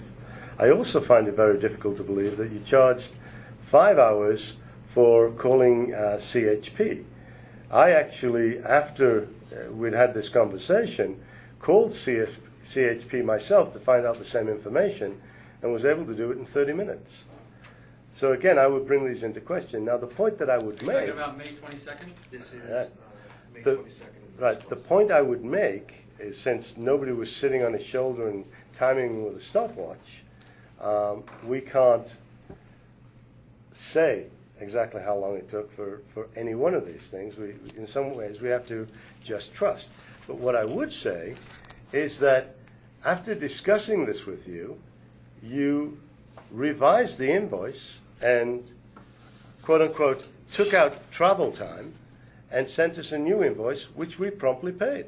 So you can't, I don't see you being able to come back and say, oh, now I want to be paid more. Mr. Gertz, why did you revise that invoice? I revised that invoice at the demand of Mr. Jackson. When was that? That was on June 6th. Mr. Jackson called me in a highly agitated state and using accusatory terms and vulgarities claim So that remember, if you're in these an days- open meeting, and that the these slander... days- Sir, stop, 1 second. You need to stop talking over me. As I said, you need to remember you're in a public meeting, and slander goes both ways. Maybe you should have remembered that before making those statements to Mr. Gerst on the telephone. Why don't you just elicit facts? Right. Avoid arguments, and then you guys can deliberate, because this is Okay. going to go on forever. Right. The facts are Please that, continue. the facts are that Mr. Jackson demanded that I remove all travel time, plus what he deemed as inappropriate billing. One of those is for the meeting that Commissioner Lambert and I took with Mr. Geddes at his office, and any of the time that was revolving around that to discuss the open meeting law, possible violations with the state parks RTP process. Who directed you to do that? That was directed by Commissioner Jackson and accompanied to me by Commissioner Lambert. Did he tell you why he wanted you to do that? Yes, he wanted me to do that because it was something dirty going on over there, and it was going to be his position. Okay, sir, would you that please he was still... going to All right, take- sir, please stick to the facts. These are the facts. No, sir, they're the facts as you are trying to present them. Are There were you two, telling me that there these were, are the facts? there were two people on that conversation, and no, they're not the facts. They're And not. they're certainly not the facts as I remember. Do you have a witness or any corroboration of those? I have a witness right here. Mr. Geddes Miss- was at the meeting. You're talking about a conversation that you and I had on the telephone. Mr. Do you- Geddes can answer to the testimony that we gave at the office. Well, Okay. I'm not going to testify, number one, and number two, I will assert any relevant attorney-client privileges that may exist. I don't have waivers. And number three, if this is a question about time spent in my office, I don't have my billing records in front of me, so... Okay, well, we arrived Again, slightly sir, before 3. I'm asking the questions, not you. Which day I'm was directing this meeting, not you. Again, do you have any corroboration evidence of a conversation that you and I had? You're asking me if I recorded our call? No, I did not record our Okay, call. do you have any corroboration from anybody on that conversation? By cooperation, you're... Do you have anything? Do you have anything? Do you have notes? I have notes, yes. Okay. Can I see the notes? I do not have notes with me. Sir, do you realize how that sounds? You asked it. You came here to. Let me You back know. that up. I'm sorry. Thank you. Thank you. All of this, because you guys are just going to argue about it. If you just want to elicit the facts on what the time was spent for, not argue on it. Right. Okay. Let's just get to the facts. Your claims on these, sir. Your claims on the. We've heard you on what you claim was done at these times. Have you got any other evidence, corroboration evidence, or testimony on the hours spent? I sat in a meeting with the entire commission, and we spent over 8 hours at that location. Mhm. So I think that should be plenty of corroboration that I took All right. all of Do you have Granted any meeting. other, sir? Do you have any other factual information to present to this commission based on those hours? Are you suggesting that commissioners are not cooperating factually? Sir, again, I'm asking there you a are a question. lot of hours here that were not spent with commissioners. 46 and a half of them spent doing research or whatever for things. Do you have any corroborating evidence or anything that would give credence to these hours? You already admitted You that just- he properly explained the 2 dates that you asked him about. I actually didn't. I said he had given a testimony and explained it, but I didn't say it to our properly or to our satisfaction. He said he explained Sir, it. stop trying to put words in and I just cleared that up for you. Okay, so I'm What other- confused. So what other what dates other- are- So let's stick to facts. Do you have? Clearly, there's a lot of hours. Do you have? I'm not going to go through it day by day. Do you I have have- facts for this? Do you have facts for that? Absolutely I do. Do you have? All right. Well, can we see any facts or written corroboration that you have for any of these times spent? Sure. Yeah. Let's see what we have in It's just to itemize what was done. that we can use Just be done. right here. Okay, so one of your first questions was to select the dates, let's just say, since you didn't really specific, of, what is that, May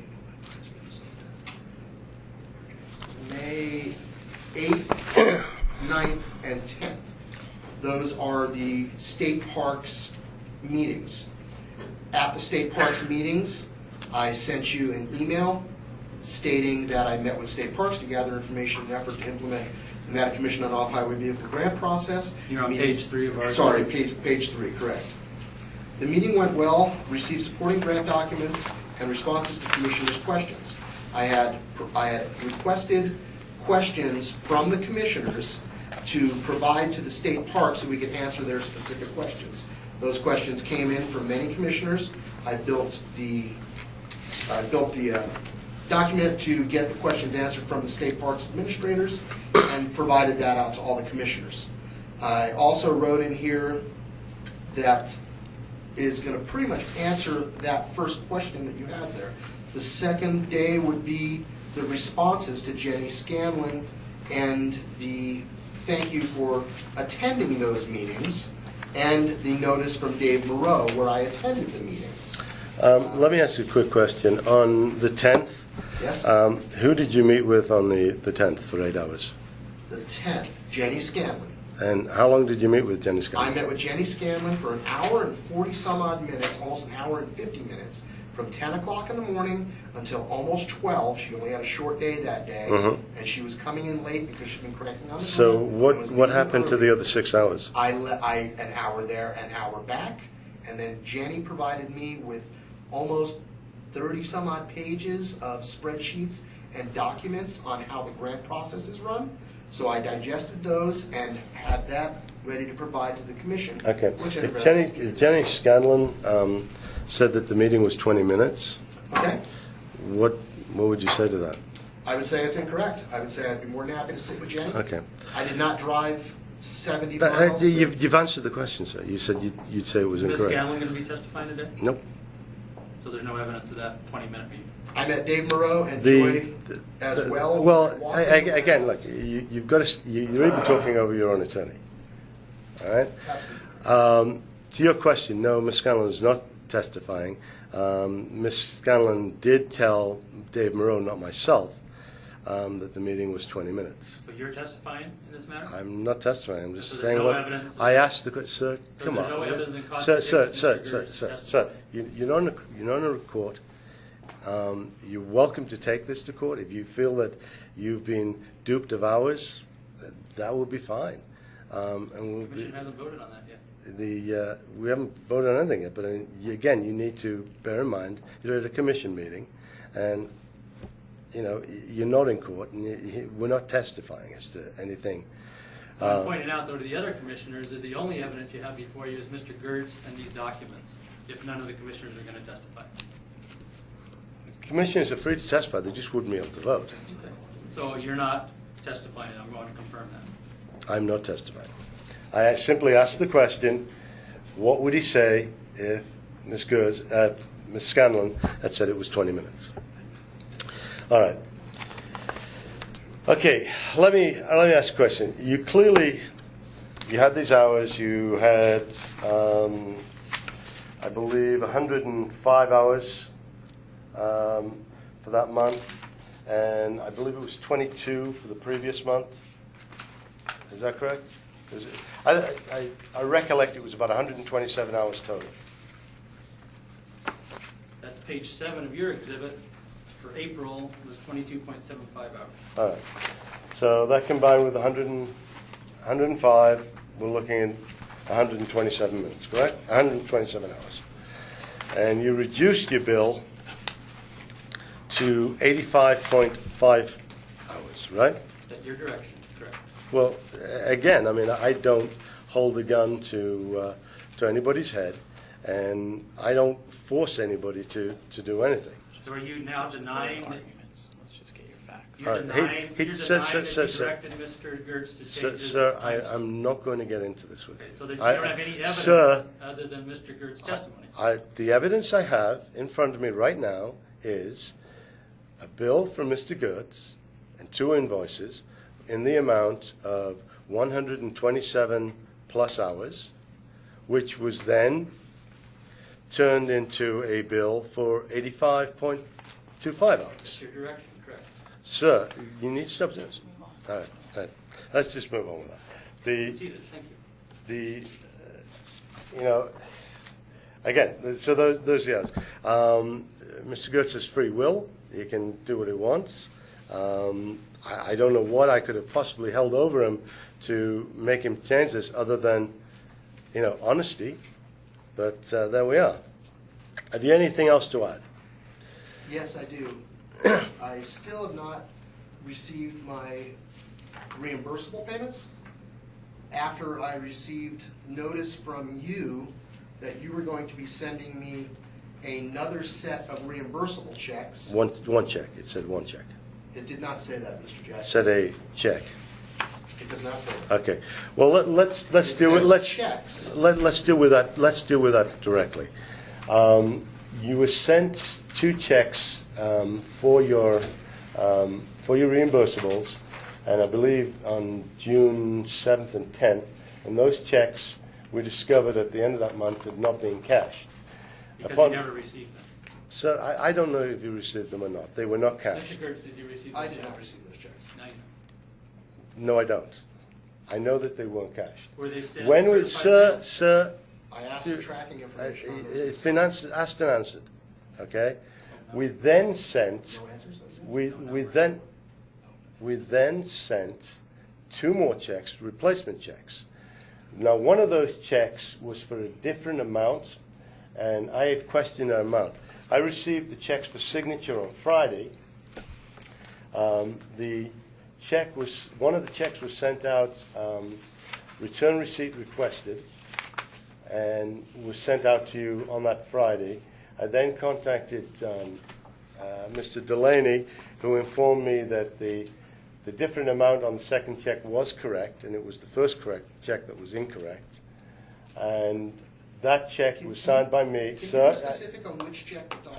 actually, well, stop. Mr. Delaney, could you tell me which checks they were? So the 2 checks here, the original checks that were both written on June 7th, made out to you. The first check was made out for $393.82.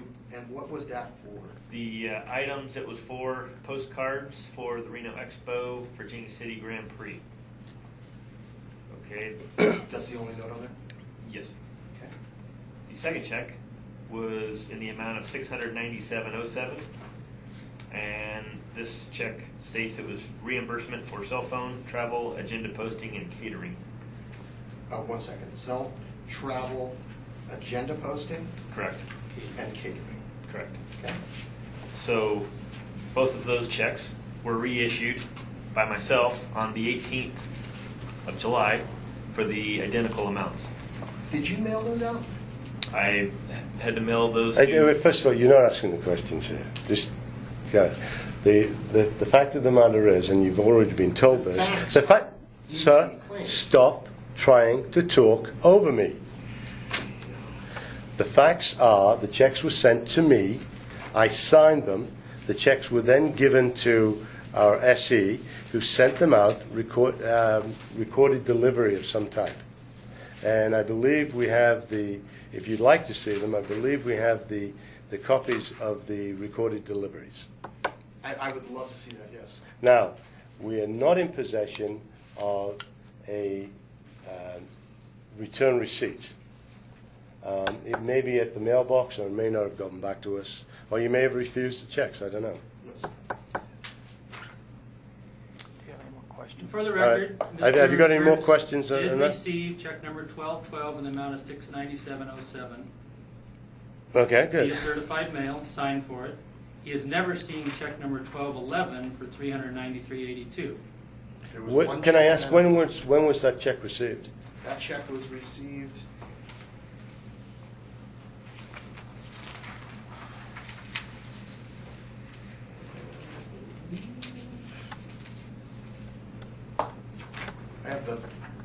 showing date here, Okay. It was postmarked July 22nd. July 22nd, It was exactly. dated July 18th.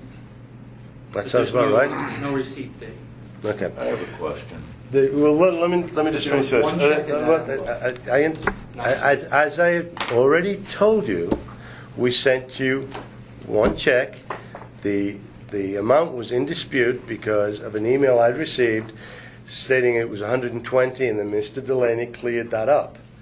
The second check went out to you on the Monday, was signed by me on the Monday, and given to Mary Alice that day to be sent out.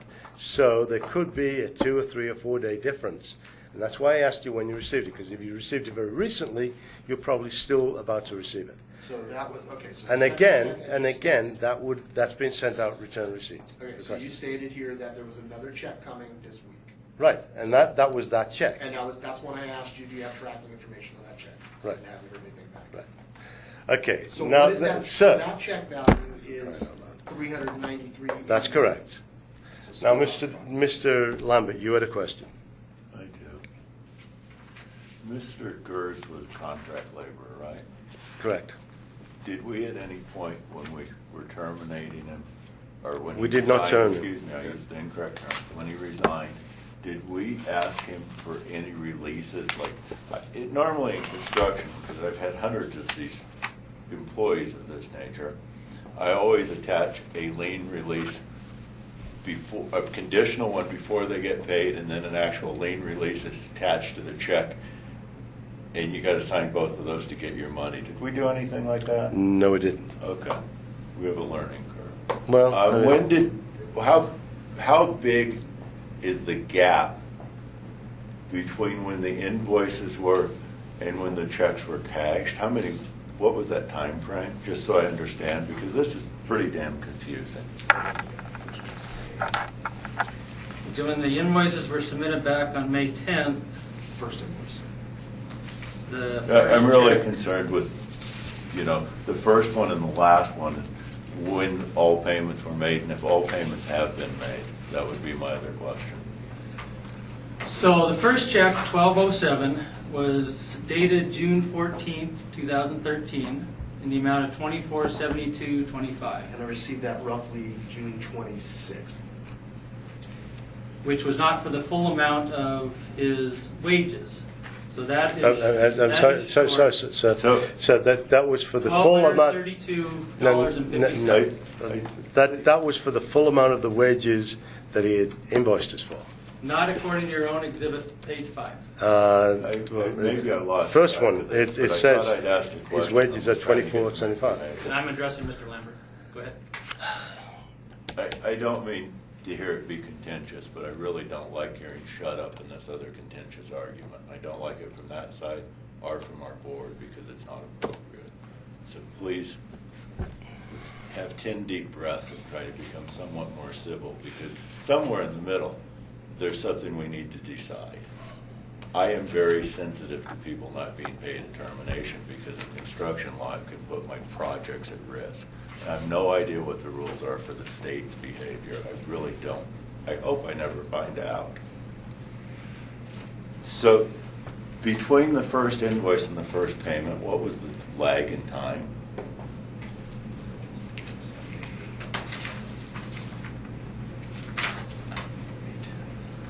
Between May 10th and June 14th, roughly 5 weeks. Okay. In the contract, was there any declaration of a timely payment? Because in construction, that might be pretty normal, but for office workers, it may be a little long. No, this was a pretty bare bones contract that the board or commission prepared. Okay. So basically 5 weeks on the first payment. And you're still stating that you're owed some monies today that you haven't, and you're prepared to swear that you haven't received the check or monies, and we have no evidence that we have physically put that money in your hand, right? Correct. Well, I'm just trying to understand. Well, I okay. think I'm okay with asking these questions. You are, but I just wanted clarification. The check was sent certified mail. Okay, so we ought to have some documentation and that you know, was we sent will. right Yeah. now. Oh, we have confirmation it was sent. We just Oh, don't do have we? confirmation. Can I see that? Yes. Ma'am. We just don't have confirmation it was the I last text. understand you asked me received. to check the mailbox, Right. and I'd be glad to do that. I just didn't know to do it before this meeting. Can I ask? Certainly. I mean, what I do at construction is Mr. very Moreau, different. Mr. Moreau has the floor. Mr. I'm Oh, all Mr. right. I didn't know I was finished, but I guess I am. Mr. Jura. Sure. Quick question. In just pure dollars, what is the difference from what we paid versus what you feel you're owed? I guess I'm just looking at just I'm a bottom line guy. Yep. He's due 37.5 hours, which equates to $1,232.50. And he's also due an additional $265.16 for expenses that were not paid. And that totals $1,497.66. So we're talking $1,500 And that's not counting the other check that he hasn't received yet. So if that check doesn't show up, then he's due the $393.82 as well. well, I'm assuming that. I would hope the U.S. Postal Service. And can if get that. not, obviously that check could be then Reissued once. reissued because we don't have a dispute there. No, of course not. We're $1,500 in a dispute. And depending on the outcome of the board, if we come to an agreement, Commissioner Lambert had made mention of basically signing like a release. So in other words, if we can come to a happy conclusion, we don't have a problem with you basically signing a release to the commission that, so in other words. I think you need to answer. If indeed, and I can consult with my client first, but since he was nodding his head, I believe if you pay him the full amount of $1,497.66, he will sign a release of all claims against the commission, because that's what it's due. All right, let's move on. So, all right, but just to clarify this was the bill he sent us, and that was the bill we paid. All right. It's now coming back and saying, give me back more money. As documented on your own Exhibit 5, I think what those hours. you probably should do is if you have specific questions about billing, ask those and just be done. Save your argument, Okay. save your persuasion for whatever you want to bring on the action to vote. It's not Okay. complicated. All righty. Okay, let's move on. The other issue is the recorder, which is the property of the commission, and also the audio recording there on that recorder. And as you know, Mr. Fitz has already provided a DVD of the recording off the recorder. Well, again, let's not get an argument. Those are the minutes that you Sir, approved, please sir. allow me to finish. Would you please pay me that courtesy? Yep, if it's mutual, Sir, again, please, are you going to allow me to finish, or do we need to end this? mutual, All right. The thing that we have is the recorder and the recording that belongs to us. We did receive a DVD. We have no way of knowing if that's the full minutes or the full accounting. And regardless of which, the information contained on that DVD, on the recorder, does belong to us. Now, are you willing at this time to give us back our property? If the commission votes to approve all of the expense submittals that Mr. Gertz made, which included the payment for this recorder, yes. All right. However, at this point, he has not been reimbursed for this, so it is not commission property, because he's not been reimbursed. for Okay. the payment, Would you agree the information contained on that recorder is commission property? which he's already provided to the commission. No, he's provided a DVD or a CD, which may or may not be the total. Mr. Kurtz, is the DVD that you provided the same as the information on this recorder? Yeah, it's actually. And again, we're not prepared to take his word for it. But you don't have any evidence to the contrary, is what I'm saying. All right. Okay, so you're not prepared to return the DVD? You're not We prepared. provided the DVD. He stated that if he gets paid, he will. So that's the information you have. Okay. We can ask other information. All right. Are there any more questions? Vegas, do you have any more questions of this? No, I have no more questions. I'd rather have a motion. Whip it on. Okay. All right, are we... So I think we're ready for a motion. are you closed on this item, and now you're going to move on to your next agenda item? Well, basically, it was going to move What into you might want discussion. to do is, just because he's entitled to respond, you might want to give him an opportunity just to say what he wants to say, and you don't necessarily have to ask any follow-up questions. That way, there's not going to be a claim that he wasn't given an opportunity to completely say what he wants to say, so you might want to... All right, enough to get this thing closed. Mr. Gers, we will allow you to make a closing statement. Okay. Unless you want your attorney to do it for you. Let him do it. You can start, I'll finish off.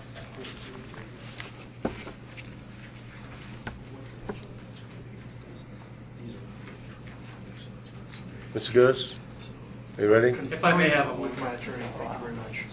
Let him say what he wants. You don't have to feel necessity to defend yourself. Just give him an opportunity to speak.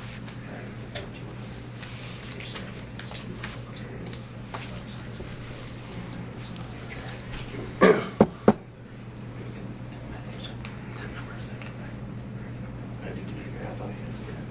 Okay, you're good with that? Okay. I've had several questions asked of me as to why I have resigned from the commission.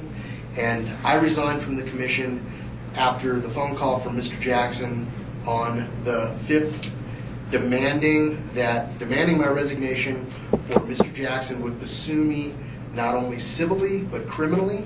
He claimed that I was defrauding the commission of hours. He claimed that I defrauded the commission of time, that I did not represent myself properly, that I had lied, that I had basically stolen, and used several rounds of colorful language to describe his feelings for me. I tried to have a conversation with Mr. Jackson and said, I'd like to go over these hours with you because I appreciate the job and the position. I like what I'm doing. I like the people that I'm working with. And I wasn't aware that you were concerned with any of these things, or I would have done them. When again, Mr. Jackson at that time didn't want to speak about it and stated that he wanted these hours removed specifically from the conversation with Mr. Geddes at his office regarding the state parks open meeting law, which Mr. Jackson felt that was a violation, and he was going to pursue Dave Moreau and Jenny Scanlon and the State Parks Department for breaking open meeting laws and go back and nullify those grant. That was the reason that I was in that meeting with Will Geddes. The other issues that he wanted removed were, again, travel time. He couldn't understand how that meeting that we had on the 31st was longer than 7 hours. I tried to explain it to him and do the math. Refused to deliberate with me. I actually even met with Mr. Jackson prior to all of this because he didn't understand the format that I had sent him several times now with the Excel spreadsheet and the workbook and the several pages that are composed of that workbook. Brought him the actual PDF versions of those, sat down and went over with Mr. Jackson the questions that he had. At Starbucks, we had about a 7 or 8 minute meeting at Starbucks, and Mr. Jackson, only question that Mr. Jackson had was the cell phone bill was not the same between the 2 months. I billed the commission for a $15 cell phone bill 1 month because I was barely working, and I didn't feel that it was fair to bill the commission for my full cell phone, even though in the accounting information for the commission there's $120 budget for cell phone usage. Mr. Jackson questioned the cell phone. I explained to him what I did and how I came upon those numbers. We came to the agreement that in the future we would take those cell phone bills at $40 a month. I said, no problem. What do you want me to do now? Don't worry about it. Let's get through it. Never brought up anything with the hours that I worked. Never brought up anything with the meetings that he didn't believe were properly noted. And the meeting with Mr. Geddes, none of that. That didn't come up until the phone call where he demanded my resignation and said that if I didn't resign, he was going to pursue me civilly and personally and the whole 9 yards, and basically gave me the "you'll never work in this town again" speech. And threatened me that way. I realized at that point that there was no way that I could work for this man.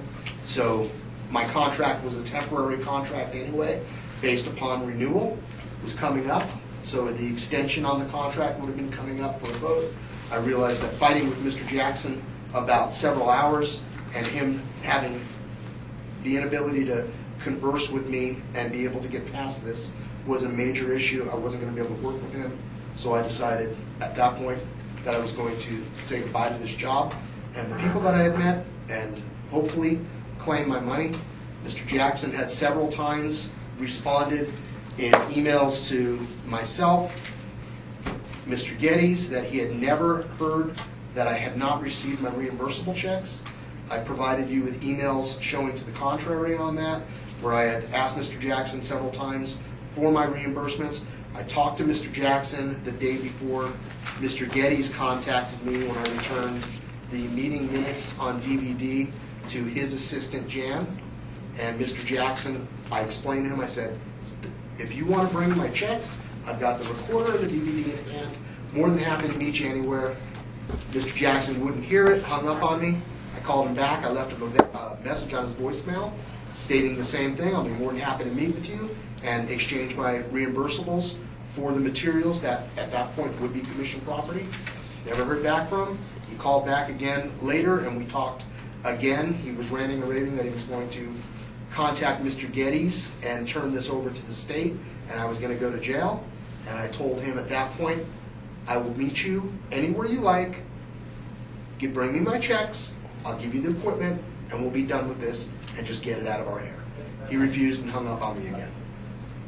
Are you done? Do you have something to add to that? Yeah, and just going through your own exhibits, if you would turn to your first page. Of course, this is the revised submission by Mr. Gertz per Mr. Jackson's direction, pages 1 and 2. So that's not If you enough. go to page 4, this was the expense report for May 2012, totaling $962.23. 697 of that was paid by check number 1212, which Mr. Gertz did receive, so he is due $265.16 for that request. If you go to page 5, these are the actual hours which Mr. Gertz explained and justified today to all of you. There's no question, no contrary evidence as far as him incurring all of those hours on behalf of the commission. So since he was only paid the amount of $18,1250, he's owed $1,232.50 for his time. If you go to page 7, this was the time from April. Apparently this is not in dispute. That total amount was paid in check 1207. And finally on page 9, check 1211 was for the amount of $393.82, the full expenses for April, which was supposedly sent certified mail, which we still don't have any confirmation of, but not received by Mr. Gertz. So that is another possibility that $393.82 is also due to Mr. Gertz. And as indicated, if the full amount of $1497.66 is approved by the commission today, Mr. Gertz will in fact sign a release of all claims against the commission and return the recorder once he has paid those amounts. Thank you. Okay, now I want to talk to you for a minute. So we're going to take just a second. I want to take a 5-minute break. Yeah, we're going to take a 5-minute break. We're taking a 5-minute break, sir. Okay, go ahead. The last thing that I'd like to add is the conclusion of where we are right now. Mr. Jackson had threatened me with exactly this kind of pursuit, and he had claimed that this is what he does. He sues people and he destroys people, and this is what he'll do to me. So this is where this has gone. This is where it came from. He bragged about it, and he felt that this is where he needed to push it. So that's why I'm here today. Thank you. Okay, let's take a break. We're going to take a break now. Okay, we're back on the record. I'm not going to become a witness in this case, and I'm not going to lower myself to answer Mr. Good's erroneous accusations. I would simply say to the commission before we go to a vote that Or a motion. Absolutely, before we go to a motion, that Mr. Gers submitted a revised bill, a revised invoice. The revised invoice was paid in full I have offered to sit down with Mr. Gers as to the expenses, to go over again with his expenses, which I did by email, and will be happy to do it. Mr. Gers, I have no animosity towards you. I have never had any animosity towards you. I voted for you to be hired, and have worked with you. And I understand that, attacking your accuser is one form of defense. And I understand that. Attacking an accuser is one form of defense. So, after saying that, is there anybody on the commission who would like to make any further comments? In this closed session. In this section. In this section. Okay. I would. I'd like to apologize for any dysfunctional behavior on anyone's part, and I hope that you don't do it anymore either, because it's not appropriate.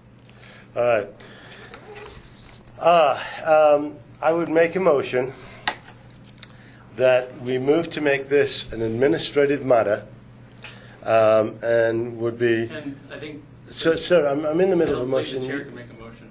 Your council can follow. Well, you can entertain a motion. There's debate that you can actually, but if you want to just be conservative, you can entertain a motion from someone else. There's a lot of commissions that actually chairs do make their own motions.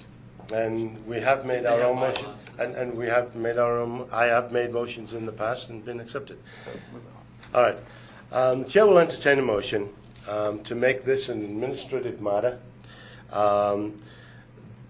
In that, if Mr. Gers decides to take this to another forum, he can, but it would be an administrative matter, and would be dealt with as such. I'm sorry, just for clarification, is somebody making a motion to not take action on it as a board, but to defer the matter as an administrative matter? Is that what you're saying?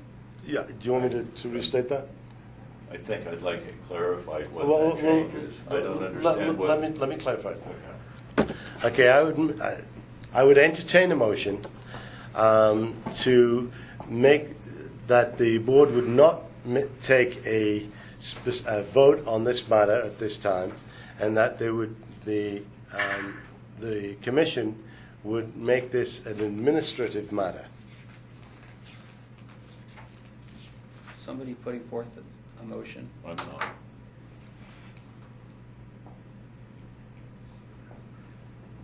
Anyway, all right. Does somebody want to make a motion? Well, that's... Yeah. It's giving the chair a chance here. All right. Vegas, anybody down there would like to make a motion? Yeah, I'd like to make a motion Go ahead, sir.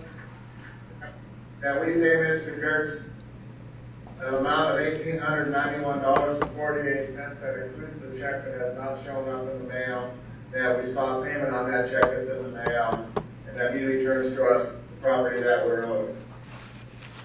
Do I see a second? I will second that, Mr. Chair. Commissioner Lee. Okay. Do you want to modify that motion? Do we have any I just discussion? want to clarify that we have a hold harmless from Mr. Gers and his Well, that's counsel. If we part of your motion. You have to put that in your motion. Okay. Is somebody- As a friendly amendment, I would like that motion to clarify that indeed that is involving a release and hold harmless by Mr. Gers and counsel. I would add that into the motion. Thank you. Can you clarify the motion just for the record? Can the motion be clarified, stated in its entirety for the record? Okay, I would move that we pay Mr. Gertz $1,891.48, which includes the check that's in the mail, that we put a stop payment on the check that's in the mail, and that he returns the items in question and signs the release forms that we request.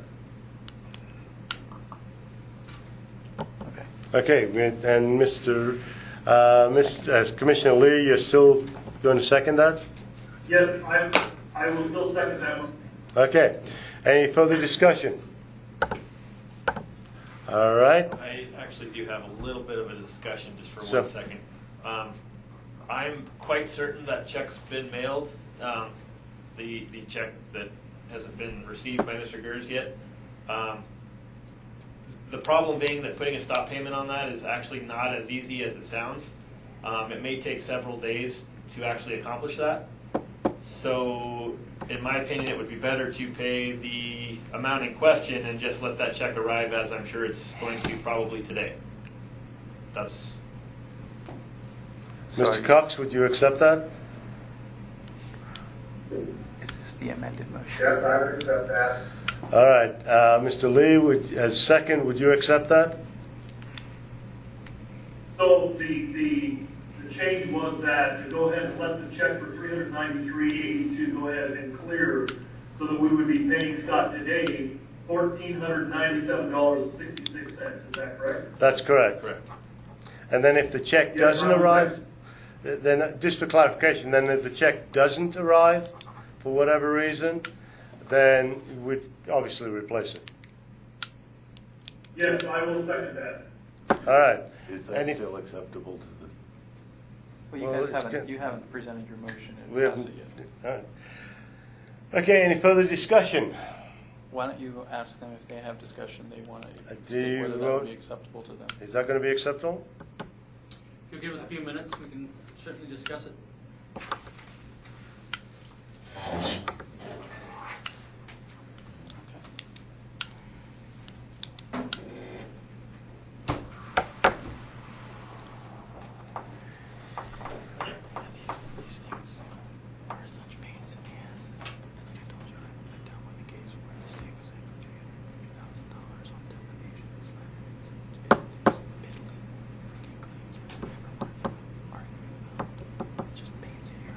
It's what the commission decided.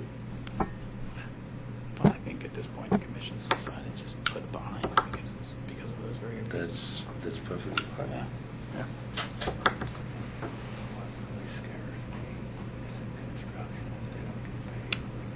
This isn't construction.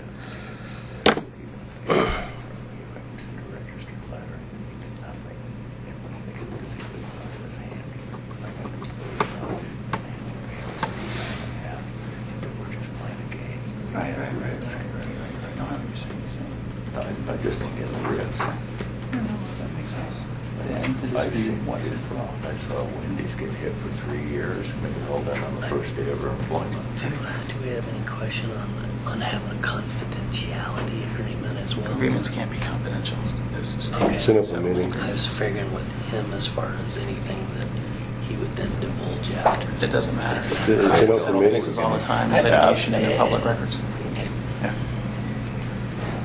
I mean, that's my big fear, because I've chased people around the U.S. trying to hand them a check.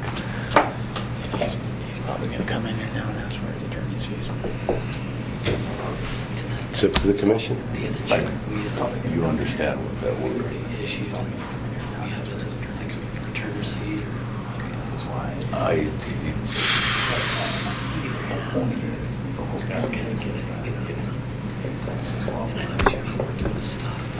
personally ask them more, because that's my scare, is that from the very beginning, I've paid people 30 grand for not come to work before. It's ugly. Contract laborers. Now he said that they would accept it. Right, so once we get a new emotion, we're going to have to know. I've really had some real painful. I spent a week following somebody around looking for them on job sites to hand them a blank check that I could fill out. Okay, we're back on the record.